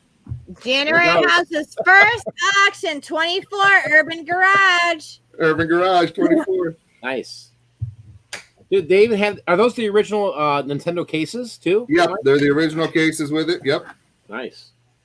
Here's one. Whoop. Tested. Ooh. They're tested and work. 24, looking for 26. Free shipping. I got 26 to Dennis Drew. Thank you, Dennis. Appreciate it. Dennis do. It's Dennis Dew. Oh, Dennis, do. Sorry, do. Drew. 28, Doug Miller's in. Oh, Doug's at 28. 28. I got 28. Can I get 30? Can I get 28? Can I get 30? I really want to be an auctioneer, but I I'm know so you fucking do, but terrible. I really am. It- Yeah, it I would be works for terrible you. too. It works for me. I know. Plus, if I showed cleavage, can you imagine how much? Oh, yeah. No, don't do that, Kim. Did you hear that, Scott? I'm gonna show cleavage. Like almost like a storage. What's the guy from Vegas? Peter has like, yes, yes, Look, $30 from Dennis. Look, your cleavage work. yes, do. Dennis due at 30. What? I mean, John wanted nipples earlier. Right. I know. I'm just going with cleavage. Yeah, you can do PayPal. PayPal, free shipping in the U.S. only, right? Right. There you go. If John only knew, if he threw a $5 bill, dude, there might have been a nipple shown. Shit. All right, what are we at? 30 to Dennis? We're at 30 to Dennis. Looking for 32. Hell. PayPal. So, Mike, you got to throw your PayPal down. You want to take PayPal? I can do PayPal, yeah. All right. Dennis, it is very hard. I want to call you Dennis Drew every time. Every time I want to call you that. Even when I haven't been drinking, I want to call How you. hard is it, Kim? Whoops, Yeah, this is Mike. I better put a leash on Kim tonight. I'm trying. trying. Put a leash on me. Ain't It's giving up. reselling after dark. Well, that sounds like some bedroom games. I know. I was just thinking the same thing. $30 to Dennis. Do we have 32? All right, here we go. We're selling this thing right Okay, now. let's sell it. Go once. Yes, Dennis, I'll invoice you. Going once to Dennis at 30. Aaron's like, dude, both has her worked up, Mike. Oh. That's right. Dude, Oh, Mike's in for a treat tonight. dude, I think I've scared myself. Oh, we got Doug Miller, 32. Oh, 32. all right. Mike, this might be my new YouTube passion here. There you go. No more what sold videos. I like it, dude. I'm in. Now you can do this for what's sold. You can grab this clip. Right. Grab this what? Clip. Don't be in Clip. it. Clip. CLIP. Okay. Like, why did I even join this crazy shit tonight? I know, right? 34, Dennis. Thank you. Appreciate it. Free shipping in the U.S. I'll invoice you. My first ever auction on YouTube. Hey, what's up, Jack Matt? I don't know if that matters to anybody. It was about a 30-second lag, my sister's saying. He's cherry. Good night, Selling Profits. You and Doc Duane, be safe out there in Ohio. 34 to Dennis Do. Not Drew. Do. Dennis got a heck of a deal on freaking those red lines. Yeah. I hope he gets these and he makes a killing. Yeah, Dennis, I got more games if you want. Oh, dude, Mike's like ready to go all night. I'll be here. I mean, it's only 2:30 in Pennsylvania in the morning. Shit, let's roll. Shit, I got a meeting at 9. Lady Antiques Treasure says thrifting after dark. All right, it's up to you, Mike. We're I'm at good. $34 to Dennis. Going once at 34 is fine with me. All right, so going twice, third time. Anybody bidding? Doug, you in at 36 or you out? Dennis dude's like, I got money. Dennis dude's Dennis like, got money. I like that. Oh, are we taking $1? at 35. Now this is all limit. Usually we do $2 increments, but you know what? Flipper Joe's at 35. Hey, this is after hours. It's up to Mike. All right, Doug Miller's out. So, Dennis, are you at 37? Hey, Mike, show those labels again, dude, because those look pretty minty fresh. Yeah, they're pretty good. I got these in my big video game lot that I just picked up. Hold on, let me open this case. He does. I'm in Cumberland County, Dylan. Oh, Oh, those are nice and clean. yeah, it's cool. 36 to Dennis. I don't know why. It's like a weird angle on my camera. I don't know what's going on here. I don't know how to turn this thing. 36 to Dennis. Flipper Joe, are you in at 37? Linda's like, I feel so sorry. I for you in the got morning, $36 Ken. bill now. Looking for 37. I need 37 now. How about 37? Come on, Delden. Make it happen. He's looking for 37. Dude, Delden, give Mike a little here. Come on. Yeah, help us out. Give us Park it out. You're the professional. I'm just the wannabe. all right. 36 going once. You're Oh, no, right. 37. John We got got 37. 37. You're right, Chuck. 37. 40 to 40. 10. Dennis, like, dude, I'm not done. I'm not done. 40. Hey, is that Super Mario manual with the Super Mario game, Mike? Yeah, Super Mario Land and Okay. Dr. Mario. 4. It's a party now. Linda's here. Linda, Mike, and I were talking the other night. We've decided that when all this crap is over, We're going to Spain. we're coming to Spain. Oh, I want to go to Spain. Can I come? We need sangria.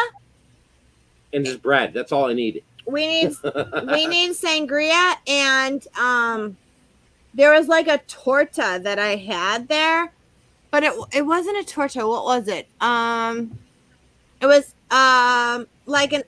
like eggs and potatoes. Was it good? Oh my god, it was to Dude. die for. Yeah, Jonathan's in too. Let's just all do the boat trip. Yeah. Let's take a Oh, cruise No, over there. it wasn't a tortilla. No, it was egg. It was like really fluffy eggs. Tapas says. No, it wasn't a tapas. It was really fluffy eggs with, oh my gosh. Okay, I'm going to have to look it up. It was really fluffy eggs with papas fritas. Sope? It was so good. But I had it in Sevilla. I had it in Sevilla, and it was sold by like a vendor on the side. Like it was just a street food. I love Europe. Oh, it was so good. All right, I got it 40 to Dennis, going once. Here we go. Dennis is going to win this. $40, dude. Delton, you ready? Delton, we put those big Thanks, Eddie. I know. Yeah, it was like a frittata. It was like a frittata. Oh, here. Linda says Yeah, it might have been. patatas. Arrogadas. Arrogadas. It was so freaking good. Oh my god. 40 going twice. There we go. Going twice. All right, he said going twice. Mike's just supposed to sell this shit, Cam. I'm not trying to. I don't want to interrupt Kim. Oh my god, No, I would so go back to Spain in a heartbeat. let's all go. Honestly, Let's all just go hang out there in Spain. like the Cordoba region. If I could go back there again, I would live there. I honestly would. If I had my choice, I'd go back to Italy. Exactly. Spain more. Frittata just means fried. Yeah. Like, All right, it's- Dennis. oh my god, it's All right. gorgeous. In the meantime, All right. Mike sold it. Last Dennis sold. Sold to Dennis. salad. Okay, sold to Dennis. Dennis, do $40. All right, put in your PayPal, Mike. I don't know. In the regular YouTube chat. Put it in Sorry. the comments there. Sorry. Yeah. Okay, hold on. Or just give him your email and tell Dennis to message you and you can invoice him maybe. Yeah, however you want to do Whatever it. you feel comfortable with. Okay. Well, here's my email. Flipper Joe, honestly, I was in Portugal. I did not care for Portugal. I was only in Lisbon. I will give you Yeah, that. I think with Lisbon, I think Portugal would be off the hook. No, see, I'm going to tell you, I was only in Lisbon. I Dirty? was there for 3 days. I did not care for that at Why? all. Was it dirty? I didn't like the food. I felt it was very dirty. And I know it was a city. Yeah. I know it was a Because city. Italy is like that. Rome is a dirty freaking city. When I was in Spain, I went to Madrid. I went to Sevilla. I went to Cordoba. And then I went to some little towns in between. While Mike is putting that in there, you want me to tell you a story? I'm going to tell you a story. Whether you want me to or not, I'm going to tell you a Oh, story. dude, she can't control herself now. She can't control Oh, herself. shit. Hammer's I'm in gonna the tell you a story. house. The bigger hammer. All right. Hammer. So I had a friend. His name was Nando. His real name was Ooh, Norway. Fernando, and he was from Barcelona. Okay, so now he told me, Kim, honey, when you go to Spain. Ooh, Athens, Greece. Shit, that'd be nice. Maddie went to Athens. Yeah, and well, I know. I mean, some of these places are freaking like. He says, Kim, when you go to Spain, you have to have gazpacho. When I lived in Spain, and he was like a foreign exchange student, kind of. And when I was in Spain, when I was growing up, gazpacho every day for lunch in the schools. Every day gazpacho. You have to have gazpacho. And I said, okay. So you had gazpacho. So I was in Spain, and I went to a little town, and we went to a little cafe, and I ordered gazpacho because he says to me, you have to have gazpacho. Yeah, but here's the thing. Like, when you go to little cafes in these little areas. Yes, they don't speak English. Yeah, but it's not like how it is in the States here. No. It's not the same vibe. Not the same at all. Chill vibe. So I ordered the gazpacho. Okay. Tom says you're so drunk you can't even pronounce Barcelona. No. I did pronounce Barcelona correctly. Barcelona. It's the C is pronounced with a TH. It's a th sound. When you speak Spain Spanish, it's pronounced with a th. All right, so and I'm sure that Linda can attest to that. Yeah. Anyway, okay. So yeah, thank you. That's right. Yeah. I know my shit, people. Hey, I'm sitting right next to her. She ain't snoring. I'm a Spanish major. I know my shit. When you pronounce it in Spain, it's Barcelona.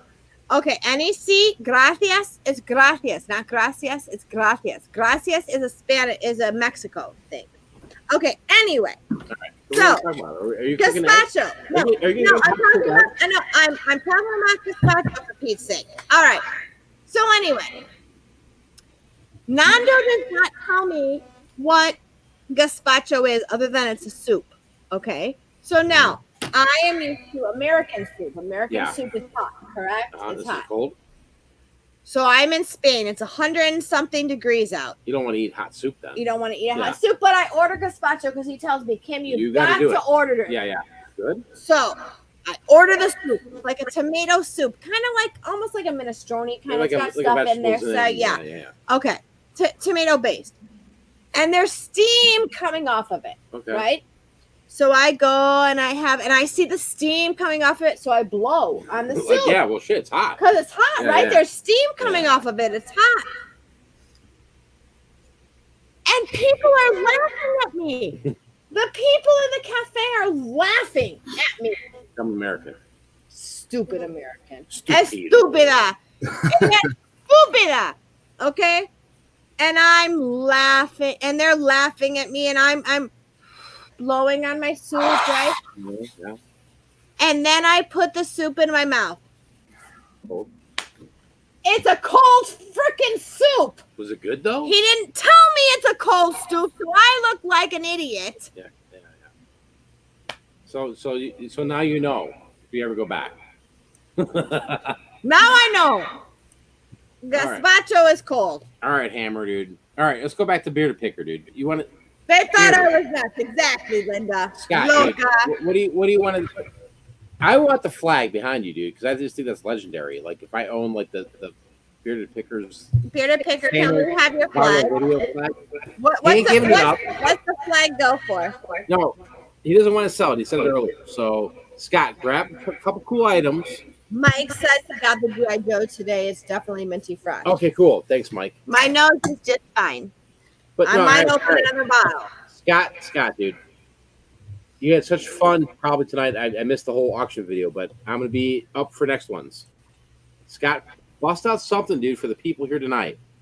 Cool shit, dude. Like just maybe shave off your beard and throw it in a freaking Ziploc. Yeah, that's not happening.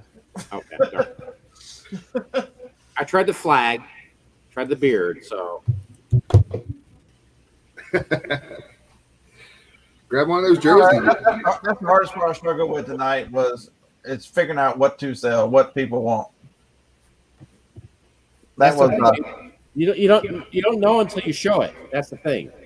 Like just show something. Like pick something. Dude, grab a couple things. Go grab a couple things. While you're grabbing a couple things, I'm gonna tell you how I met Nando. Oh God, here we go, dude. Scott, grab things quick. Because everyone wants to know how I met Nando. Nando is hysterical. Okay, Nando was He was funny. What did he drive? Like a 3000 GT? I don't even know. Yeah, no, it was a nice. I don't always liked even the know 3000 Age-O. GT. So let me tell you how I met Nando. I moved schools my sophomore year. Hurry. Doug Miller says Doug, hurry. I know, Scott, but hurry. seriously.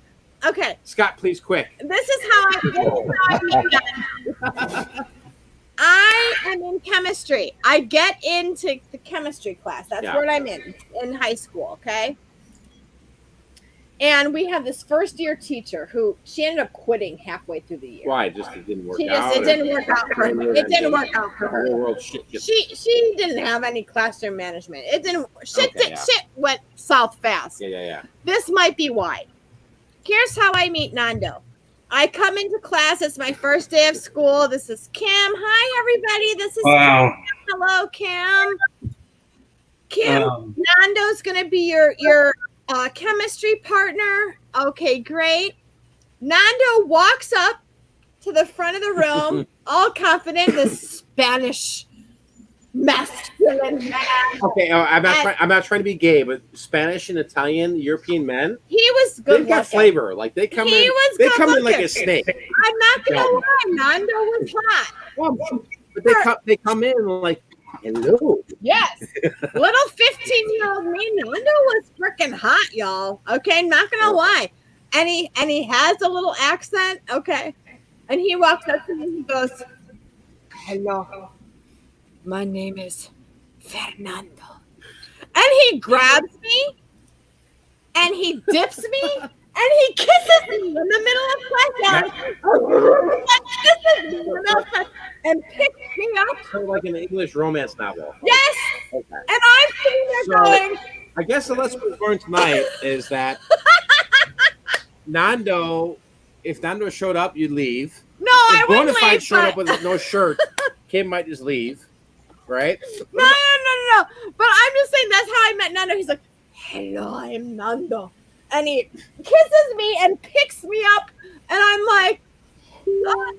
Like little 15-year-old me, right? And I'm just like, that's right, Linda. Hello, señorita. Like, hello. Is that how easy it is for men just to pick up? And I was like, I'll be your partner. Come go to vacation. Dude, Delta, isn't that funny?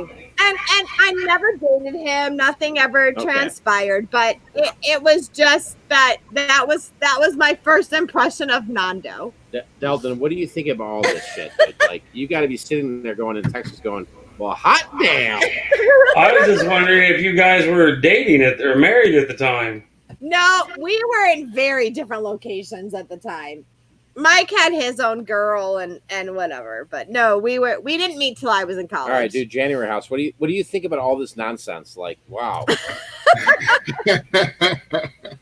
I think it's great stories. I want more. Let's hear more. All the truth is coming out tonight from Kim. Oh, please. Kim's got millions of stories. Well, Scott's up next for the auction, and Scott's digging around his whole freaking warehouse of a garage.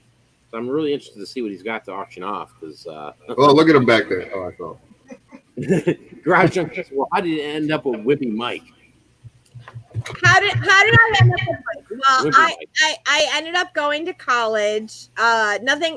Nando and I are friends. I mean that was it. We should scroll up a little further, Mike.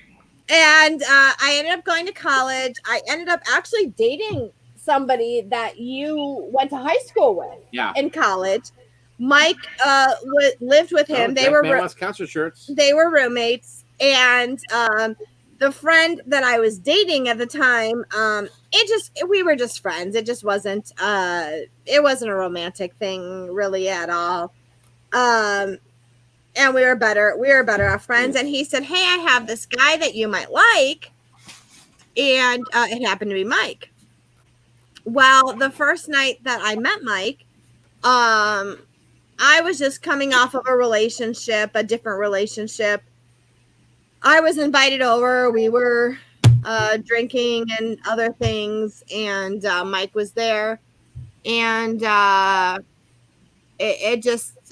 Mike was trying to hit on me, and I wanted no part of that. I was kind of dating this other guy at the time. He was a frat boy, and I was just in the party scene at the time. So it just didn't work out. But then about 6 months later, I was in a different place in my life. And I happened to still be friends with the guy that Mike was friends with from high school. And we were in the same class together, and we happened to be friends still. And he said, hey, I got a new apartment. You want to come by? Let's go to lunch and see my new apartment. And I came by, and Mike happened to be there. A couple weeks later, it was Mike's birthday, and I came over for his birthday party. And just because I was like, yeah, I'm in a party mood. And I happened to be Mike, and we've been together ever since, 20 years later. So that's the short version of how it happened. So What happened now? I was just giving somebody wanted the version. I gave the short version of how we met. Is anybody auction shit off here? Let's do this one here. All right. Let's do this. See, who is that?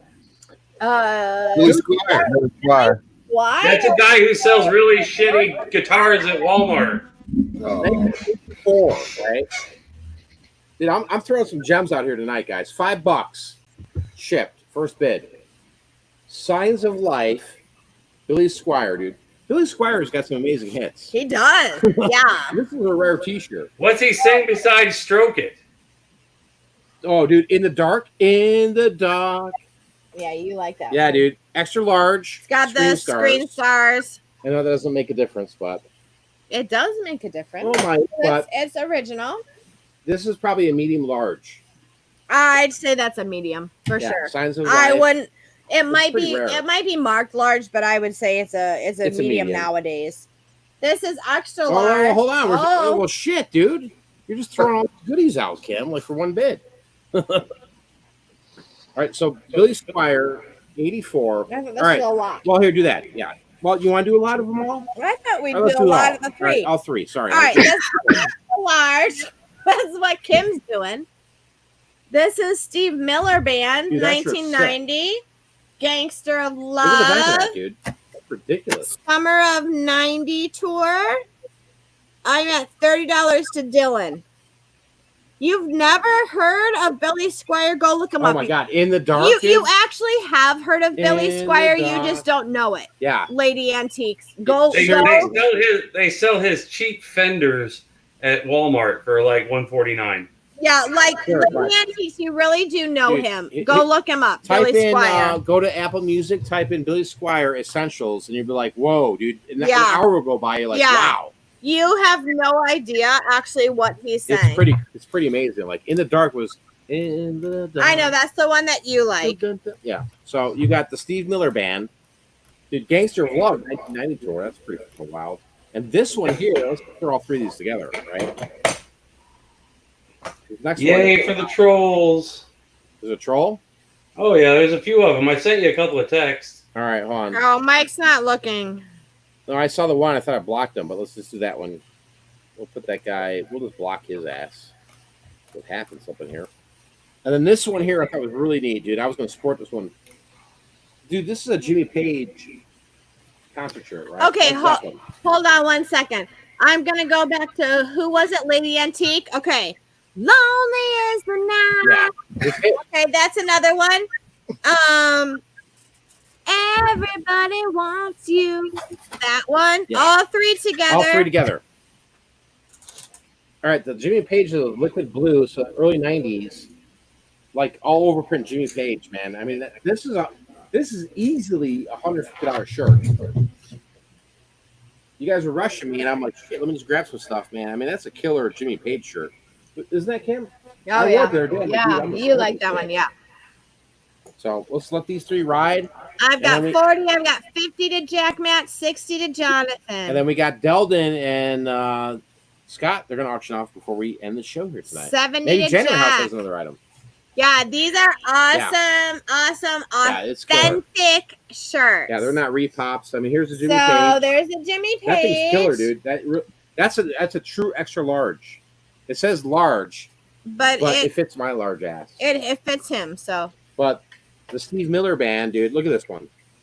What's neat about this? 3 is shirts for the money. 3 shirts, 1 money. Steve Miller Band, Gangster 1990. Love. Dude, Gangster Love. That's the hit. Steve Miller Band. Yeah.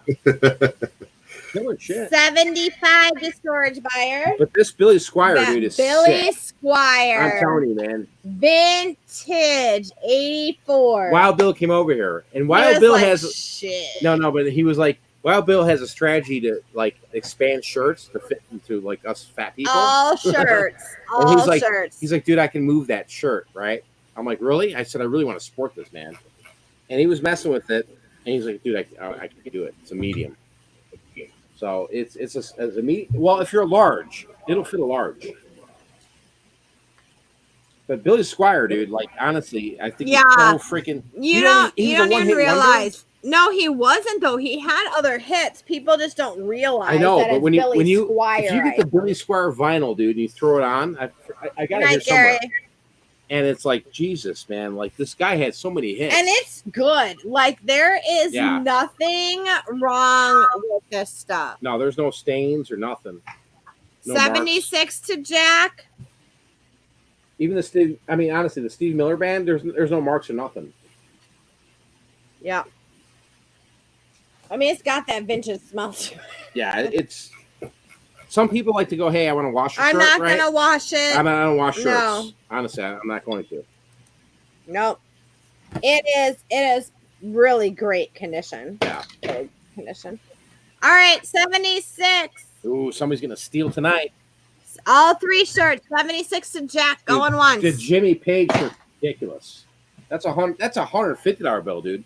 It's going to be higher when, God forbid, Jimmy dies. That's an all over print. Look at that, dude. Yeah, all over. Dude, that's Jimmy with the freaking hat. It's craziness.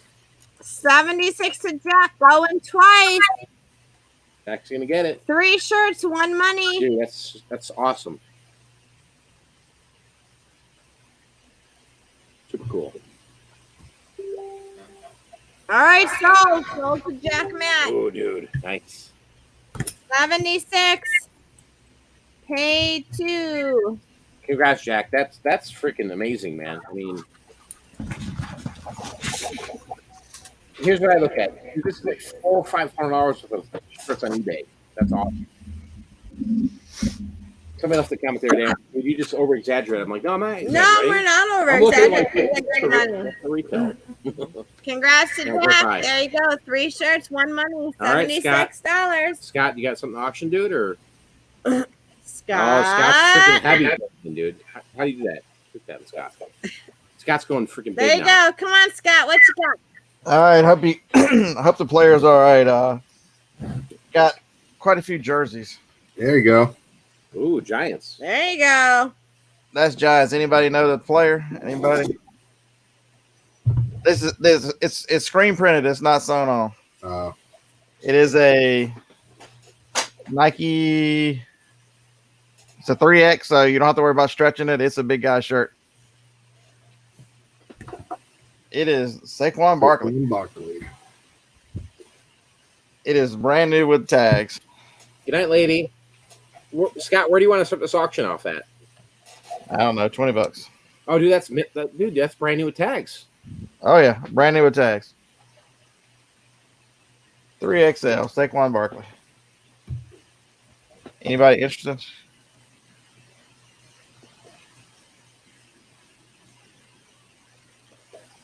No, it's not Lawrence Taylor. I had Lawrence Taylor tonight. I sold Lawrence Taylor early. We got Jonathan LaFleur at 20. $20, dude. I mean, how much are these jerseys brand new, dude? Like 110, right? They sell on Fanatics for $79, $89. Yeah. So Dead Legs is at 20. Jonathan's there. Edward. All right, 9 Pound Hammers at 30, dude. Delton's is hiding in the chat, dude. I know. I picked a big one out in case Delton wanted it. Yeah, I had one earlier tonight. It's a 4X. That's a size 60. That's a big shirt. Real Science says Saquon Barkley. Saquon Barkley. Saquon went to the same college. That's cool. That'd be Penn State. He went to Penn State. All right, 9 Pound Hammers at $30. What, Scott? When do you think that they're going to open up sports again? I don't want to think about it. It's kind of depressing. Like why? When will that ever happen? Like, people need that, you know? Yeah, the problem is that they put so many crowds together. You take a chance on getting the big outbreak. That's the problem. Yeah, totally understand that. We Yeah, gotta build down to Delden. Doug Miller says next year. Yeah, I really do believe sports next year. I think sports and concerts are happening 2021, and it's gonna be a freaking party, man. Like, because you got to look at an Alabama game. That's 102,000 people in that little bitty stadium. yeah. The mayor of LA is saying he will not allow any sporting events into the city until 2021. But you know what? I mean, I'm not going to bitch about that, honestly. Hey, Yeah, you know, they can play away games. You know, they'll just play at some neutral site. Yeah, A&M Hunter says, "Hey, heard they may do sports with no one in the crowd." Maybe. Yeah. I know that another country is doing that with baseball right now. Mm-hmm. And soccer too, I think. Yeah, Tom says the death rate's so low, I'm not afraid at all. You know what? Well, yeah. I'll be honest. I watched a couple of videos. I watched things. I listened to things. I do think the death rate's low. You know? I got 30 to Delden. How about 32? It's interesting. I guess it'll be. I'm trying to figure out. We're waiting right now as far as schools are concerned. Yeah. Will schools start back up in August? So. Well, here's the thing. Like Doug Miller says, baseball is thinking of games in Arizona 3 games a day. Well, the question is, will the heat beat the virus? And I'm thinking, you know what? I don't know too many people, man, in the summertime with the heat that are sick. You know what I mean? Mm-hmm. Yeah, well, it's a derivative of the cold, so it's going to be susceptible to the heat. So that's one thing a lot of people are hoping for. Yeah. And it gets hot here. I mean, if something's gonna kill it, it's freaking Arizona. Well, yeah, 2 days it'll be 105 here, quick. Yeah, if you're going to 105, nothing because of the temperature of surfaces gets so hot. Yeah, that is a nice shirt, Tammy. That's a nice jersey. It's all right, we got tags. 32 to storage buyer. How about 34? Do we have 34? 32 to storage buyer going once. Jonathan wants to move the castle around. I'm in, dude. Let's go. Yeah. I picture me and Jonathan just drinking wine and just having a good time. Jonathan like a wine drinker. Now, where's Jonathan at? He's in California. Yeah. Are you in wine country, Jonathan? Because I want to go on Jonathan, I know tour. Jonathan, dude, I know you're a wine drinker. You've got to be. Maybe you're not, but if you are, let us know. I want to know. Inquiring minds want to know. Jonathan's like, I'm in mine. Let's go. Do it. Storage buyer, a-hole says, liar. All right, dude. Okay, is that Thanks for joining us tonight, but we got to block you. Appreciate you coming by. So that puts it back to $30 to Delden. Oh, yeah. See, Jonathan's, I'm in LA, but I got like 300 bottles of wine in my collection. That's right. Jonathan, we will be over tomorrow night about 6. Let's about 5 hours from here to LA. So that makes like 6 troll names one person has just because they have no fucking life and nothing else better to do. You Delden at 30. Yeah, Bro Science says we get the NFL draft tomorrow night. How's that going to work? He says scammer hammer, yet everybody that has bought coins from me has been absolutely thrilled, over the moon, except for one guy who had a bad pull. Don't worry about it, dude. Yeah. I was that guy with the bad pull. Right? Yeah, Jonathan says stop on the way to Fresno, because that's where Maddie's at, the Fresno area. For Maddie's in the Fresno area. As soon as we can get out there, we'll be over there. Hey, we got storage loads. Yeah, we're planning to come out soon as we possibly can. I heard Maddie was telling me the naval base opened up to visitors, so that's a good sign. Yeah, that's a great sign. Because we get inside scoop from the Navy base, and did I win? These poor guys in the Navy base, dude. No, you're out. You're out. So somebody in at 32. They're bleaching the base every 3 hours. Like the security level at the Navy bases is insanity. Yeah. They're well protected. But here, let me throw up Storage Legends. Bearded Picker, that was the troll that was in at 32. Okay. Okay. Now. So we're at Delden at 30. Hey, let me go back here. Click that. Just click the name. Click the name. Because Storage Legends, they're good people, right? They're fantastic. They're funnier than hell. Yeah, they're young bucks. Storage Legends, guys, go subscribe to these guys. They got auctions. I mean, they're just they're out Yeah, there, they're great. man. Just freaking doing their thing. I love it. I have so much fun when I'm watching them. Yeah, they're good people. So. All right, Bearded All right, Picker, here we go. what do you want to do? Deldon was at 30. The other guy was a troll. We had to block him. Sell it. I'm at $30.25. Are you last call at $30? Any other interest at $30? The Choppa was blowing my ears out with that whistle earlier. Just good people, like Storage Legends, right, guys? Go subscribe. They got some amazing auctions, man. I've been watching, like, wow. I mean, giving away stuff, like that's what it's about, Don't overprice your items. Like, don't go, hey, here's 50 and try to oversell it, dude. Let it rip. Storage. All right, Storage Legends is at 32. Okay, I'm gonna have to quit talking good things about Storage Legends now that they just screwed me out of a jersey. It's a Saquon Barkley 3X, new with tags. And Scott, that's stitched, right? That's sewn. No, it's screen. Oh, okay. But brand new with tags, right? Yep, brand new with tags. Nike on field. All right, I'm at 32 to Storage Legends. How about 34? Come on down. What's up, Nate? 32 to Storage Legends. You put a 1 and a 1 together, they make some faces, and they make a 34. Dude, I totally agree, Jonathan. Dude, it's freaking madness. 34 every day I'm hustling. 40 to Storage. Storage Legends, like I want that. 40. Storage Legends wants it. $40 to Legends. Storage Legends, you guys are on the East Coast, aren't you? I got 42. Nate, I brought you out a big jersey. Nate, come on. This is a 3X for you. I got a 42 now. 42. Oh, every day I'm hustling at 42. How about 44? Can I get a 44 now? 44. I'm looking for 44. Come on now. Just $2 little more. 1 and 1 equals 2. 1 and 1 equals 2. Put them together. Kissy, kissy. They have number intercourse. Number in the court. It is exclusive. He'll sign it if you want it.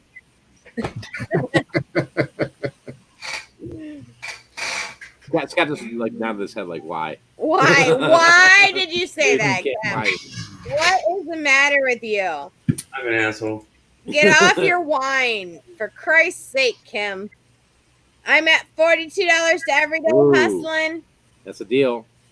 Again, guys, subscribe to Storage Legends out there. These guys are, I mean, young. I love it, dude. Storage Legends stuff. I watch their videos. Everyday I'm hustling, going once. Delved in $2 little. The cheap hick says, why is nobody sleeping? Sorry, cheap chick. I don't know why nobody's sleeping. I don't have the answer for that. Probably about to be soon. Yeah. $42 going twice. Oh, it's gonna happen. Delden. Oh, it's too big for me anyway. Delden. Nemo.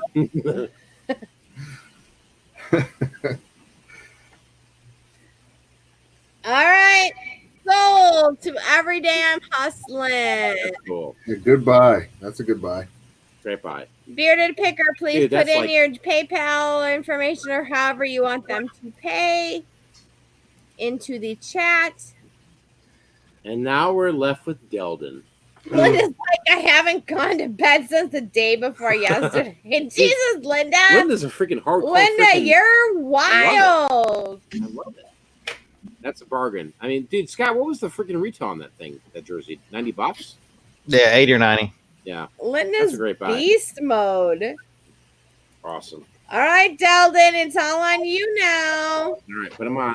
Put them Delden. on. Delden. Yay. Yeah. So I have something for the ladies and something for the gentlemen. Oh. Or ladies as well. It could be an all ladies thing. I don't care either way. So I have Daryl Dixon Funko Pop. Wow. The Number Walking 8. Dead. I sell these all day long on the eBay for $27 shipped. I sell them all day on Amazon for a little more. Oh, do you really? Nice. I wonder who I got them for. Oh wait, you got all these? I had 4 left after I sold. How many did I sell you? Like 200 of them? 2 cases. Yeah. Oh, dude, you have your picker just took advantage of you, dude. Right? It's awesome. So I have this, but wait, there's more. I have a box of bath bombs as well. Well, here we go. With 3 glorious fragrances: rose, eucalyptus, and lavender. Oh. Free shipping. I need to start it at $10. It's $10. a his and hers unit. Yep. His and hers. $10 to start. Tammy, I don't know if you're asking us, but we did mail your package out recently of the comics. So those are out in the mail. $10. Yes. Tammy, we did. $10 to Jonathan, $20 to Dylan. It's a his and hers set, y'all. All right, so how many bath bombs are there, dude? Those are big I've fucking got- bombs, right? There's 6. Yeah, 6, dude. Yep. That's like tennis ball size. Yep. A little bigger than tennis balls, maybe. I can't remember the last time I actually took a bath, like an actual bath. Do we even actually have a bath besides the hot tub in the back? Well, we do have a bath, Yeah. Like a tub? like a tub. A tub.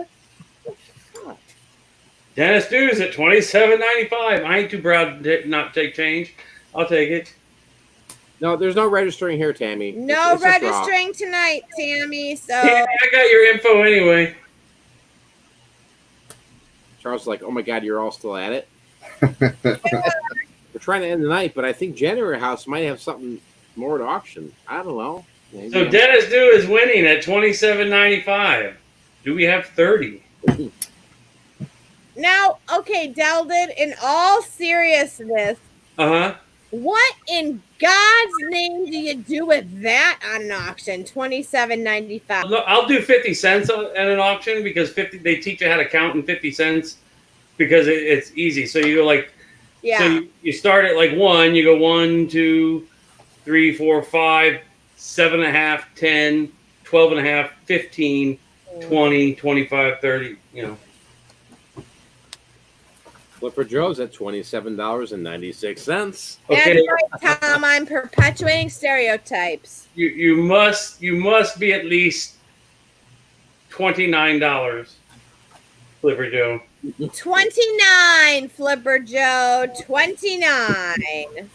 Hey, Scott, your everyday I'm hustling says your email's not valid, dude. It's got Nate. Make sure you put 2 E's in it. My last name and then eBay. It's got 2 E's. Can you put it back in there? Hey, throw it in the chat, Scott. Throw it in the chat exactly how it should be. All right, Flipper Joe. Flipper Delta Joe retracted. No, $27.95. All right, Delton, I want to hear the chant, dude. Come on now, Delton. $27.95. I need $27.96. Yeah, I don't go by pennies.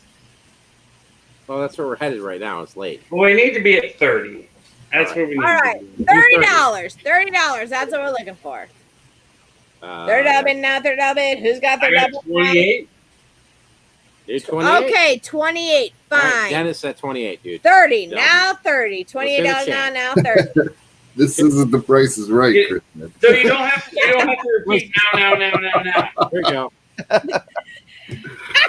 Oh my God, you're killing me, girl. This is That's my sister, y'all. Is What? it? She's hilarious. This isn't The Price is Right. That's my sister. That's funny. all right, Delton, dude. The chant. Dude, you're the best at it. All Well, right, thank you, come on, Dennis. Delton. You got it now. I got $20 now. How about 30? I need $30 now. How about 30? Come on now. Give it to me. Well, Mike's going to give it to you later. Oh, Oh, God. He'll wear his bona fide mask. Oh, God. Here we Shit, go. I'll dude. be asleep, y'all. Dude, I'll be in the freaking garage passed out here in about 10 minutes. Tammy's at 30. There we go. All right, There Delton. we go. We got See, there it $30. is. There it is. All right, now we're going to hear the chant from the pro. Come on now. I got 30 now 32, 2, 2, 2, 30 now 32. I'm at 30 now 32. 30, not 32, 2, 2, 2, 2, 2, 2, 30, not 32. I'm at 30, need 32. And then you wait for the lag to catch up. 38 seconds later. Right.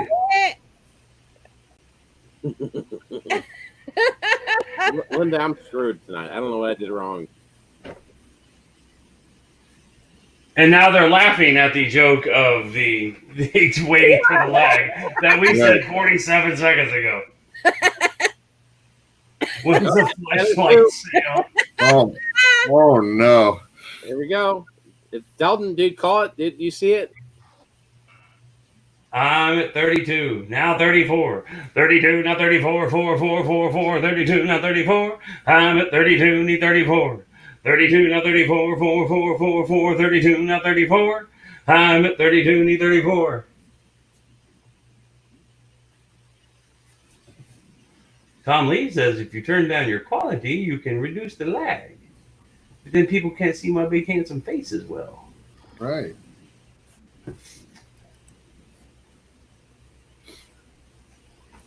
You will win all kinds of brownie points, Dennis do, with the eucalyptus, lavender, and the rose-scented bath bombs. Mother's Day is coming up, folks. It is. It is. So is my birthday. Not that I need anybody to buy me bath bombs. I have one of it myself. I'm at 34, not 36. Sheldon to give it back to him as a gift for his birthday. Right. Y'all are going to get bath bombs from me. It's the gift that keeps on giving. I think I'm jealous. I think everybody here has been on e-com and beyond but me. I think my feelings are getting hurt. Tammy's at 34. Tammy, I sent your other package out earlier today.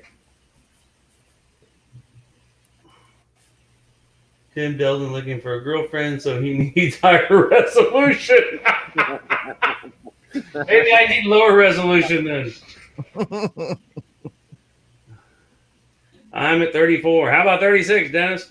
34, not 36. 34, not 36. 6, 6. Oh, he's out. Wah, wah, wah. And I will say going once to Tammy at $34.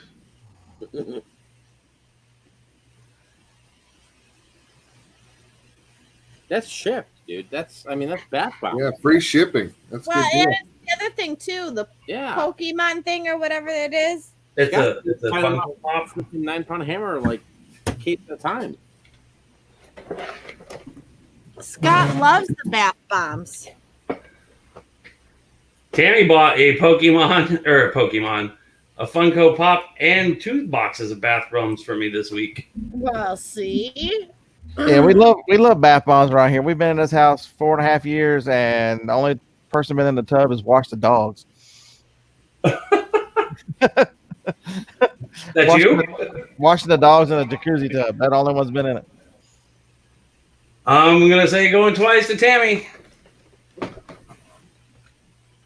God bless it. How do I do that? I hit something, and all of a sudden my screen is whole. My chat is gone. We can see and hear you still, Delvin. Well, that's great. I'm just letting you know. I typed twice for you. There you go. Twice. Thank you. Oh shit! Now I Shut can't. up, Chris. So Chris is a single lady, is she now? She is. Where's she live? Currently Illinois, but we're trying to get her out this way. She come say hi in Texas. And I'll say sold to Tammy for $34. Tammy, I'll send you an invoice, hon.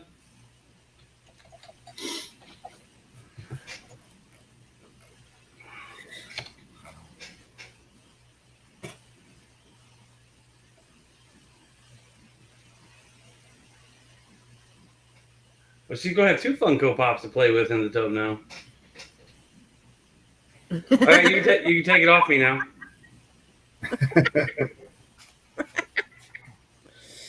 Oh. All right. What is there any more January house? Tammy's gonna have 2 Funkos to play with in the bathtub now. There you go. All right, January house. It's up to you. You want to auction off one more item, or are we done tonight, dude? It's late.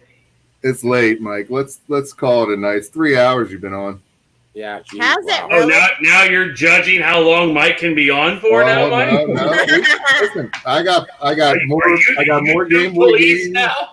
Okay, well, shit. I got dude. Pokemon cards. It's No, let's 3 go. o'clock in Pennsylvania. Just All right. saying. Look Hey, at look, Kelly, look. ready to go. All right, here, dude. Let's just end it with Mike's janitor Dalden, house. Chris Oh, says look, nice. look. Farmer got another name now too. Hammer Scammer. That's awesome. He is truly a lonely individual. I bet he. Yeah. So we'll get rid of that. We'll just stop at Make that. sure you're. But here's the thing, guys. All right, Mike, you want to do this last auction to end the night, dude? You got some good stuff. You want me to? I mean, I'll do it. You want Yeah. to do another lot of Game Boy games, or I have? I'm in. I want to buy stuff. Okay. Yeah. There you go. All right, do it, dude. Mike, let's Auction go. off the single men All to the single ladies. Here we go. All right, I got a lot of 3 more Game Boy games with their cases. No manuals this time. Super Mario Land again. Ooh, another one. Another one. This one has some writing on the back. So if your name is Mobley, you're good to go. But if not, you're gonna have a name on the back of that one. Oh, that'll come off. Yeah. Easy. And then there's just 2 other games in here. Let's see. Hold on. They all have these protective cases too. Uh-oh. Bad video. Game Boy games have been kind of on fire, man. Like price points. Penguin Wars Ooh, with the case, right? what is that worth, Mike? What do you think that Penguin Wars is worth? I don't know. Yeah. I don't really know, Mike. I had this big video game lot, and I'm trying to list all of it, but I have other stuff. And we got Snoopy's. What is this called? Snoopy's Magic Show. 3 Game Boy games. $5 shipped. Starting bid. Damn, $5. I'm in. $5. Anybody else? Come on, let's go. The All Mario. right, Mike's in at $5. They all work. Tested work. Everything's great. The only one is the Mario one has Mobley on the back. The other 2 are fine. You got Flipper Joe at 15. 15.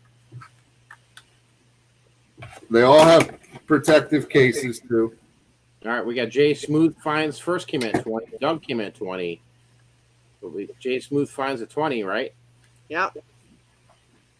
Yours first. And that's shipped. Yeah, ship 20 free shipping. I'll invoice you tonight, and you pay. I'll ship it out in 4 hours when I wake up.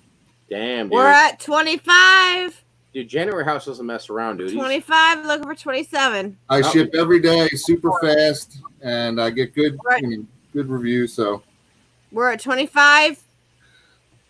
I got 27 to Doug. Dennis, 30 to Ray. Dennis. 32 to Doug. What is that one called? Penguin Wars or Mario? Penguin Wars, it's like dodgeball or something where the guy. I mean, I tested them all out. They all work fine. They like throw eggs at each other from one side of the screen to the other. And the Super Mario Land works as well. Everything works. 35 to Dennis. That's a good lot, dude. That Works. Free shipping. All protective cases. The original cases. Everything's good, clean. And shipped out within 4 hours. I'm gonna ship it out in the morning here. I go every day to the post office. To Doug. If you pay tonight, I guess, or in the morning. I got 37 to Doug. 40 to Dennis. There we go. That's a good little lot. Dennis bought the other lot. Yeah, he wants more. He wants more. I don't mind. I got more games too. Oh, you want to do more, Mike? No, I'm saying. We can do another one. We can do it another day. Maybe we need to do like an auction on your channel, dude. Like, Yeah. Right, Delton? Sure. He's like, whatever. Delton's like, yeah, whatever. Right. I got 40 to Dennis. I'm looking for 42.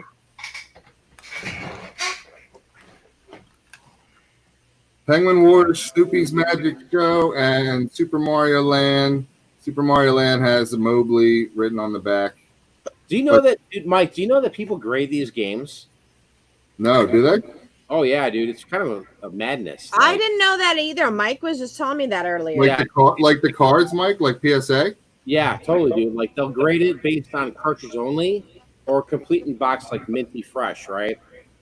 It's pretty amazing. Like I knew about this for years, right? And then I had a bases loaded 4 game for the NES. I sent it in, got graded, right? Okay. And I got it graded. It came back like a 97, dude. It was ridiculous.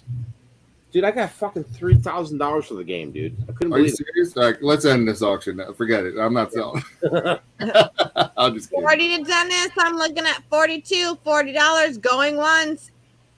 Yeah, Free sword games. they should start Free grading. shipping. I mean, maybe that's up next. I mean, honestly, there's a big difference. Mike is definitely full of random info. Yeah. Oh, I appreciate it, Mike. I had no idea. Kim. Hiccups or a numb nose is where Kim loses But it. you know, the random info makes sense to some people, I guess. Yeah, no, it makes. I'll have to go back and look. I've never even seen gradings. I don't think for game.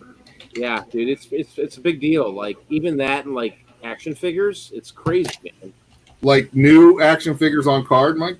New and then loose, dude. Like Really? yeah, there's action figure. It's AFA, Hold and on. they grade like action figures. It's like a whole. It's like baseball cards on crack. I'm taking those down.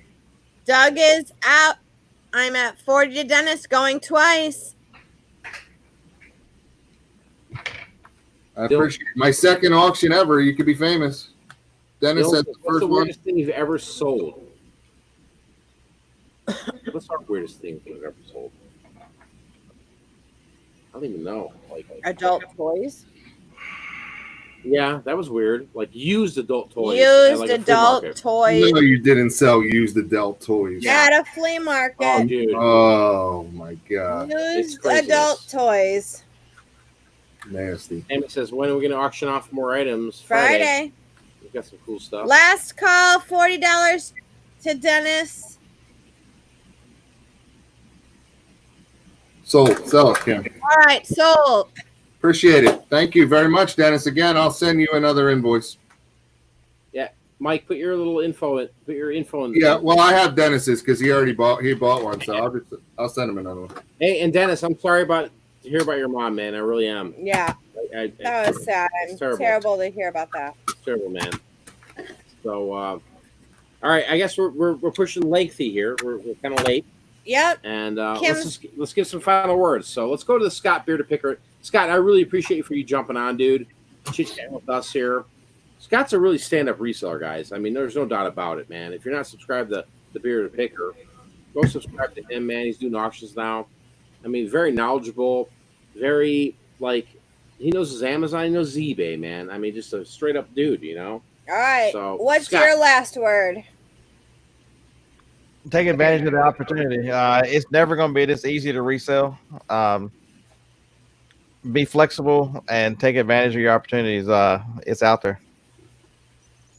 For sure. Totally, dude. Delden, dude, where are we at? Your last word, Delden. Get off the phone. Delden's looking for a You're trick. not the boss of me. You can't tell me what to do. What's your last word, Delden? Oh, I don't really have a last word. Peace, love, Astroglide.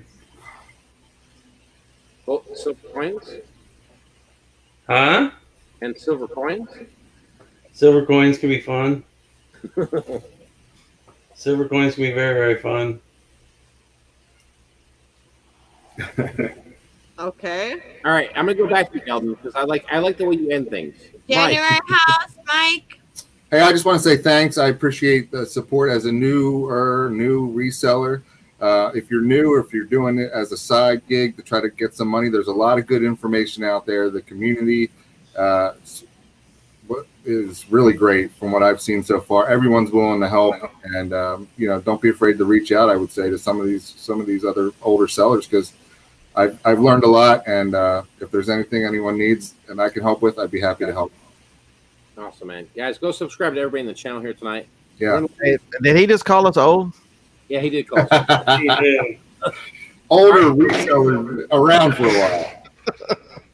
So let's say this, right? Like we started the video talking about supporting local businesses and Yep. supporting companies that might not make it tomorrow or in 6 months from now, right? I mean, just maybe go out and try, attempt at it, right? Yeah. If you're a reseller right now and you're doing really well, there's no need to get loans, honestly, right?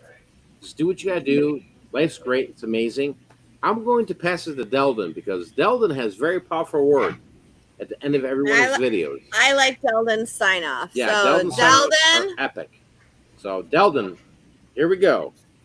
Subscribe to the 9-Pound Hammer, people. I just remembered to thank everybody for the support. It makes me humble, and remember to share your smile freely without reservation with everybody you come across. The world's kind of a shithole, and could use some positivity right now. And you can't catch the COVID by smiling. And your life is much greater than what sometimes we take for granted, and so is everybody else's around you. And your smile could very well change the life and outlook of somebody else. Just they know that somebody else cares enough just to send some positivity their way. So it can be this only bit of sunshine in somebody's day. So with that, much love, and I'm out. All right, thanks guys so For much sure. for hanging out with us all these hours, hanging out live and strong. Special shout out to Scott, the Bearded Picker, the 9-Pound Hammer, the Janitor House. We are out of here, guys. Be safe, be amazing, be great. Till next Kim, time, we're out of here. Peace. Live show Over. Bye.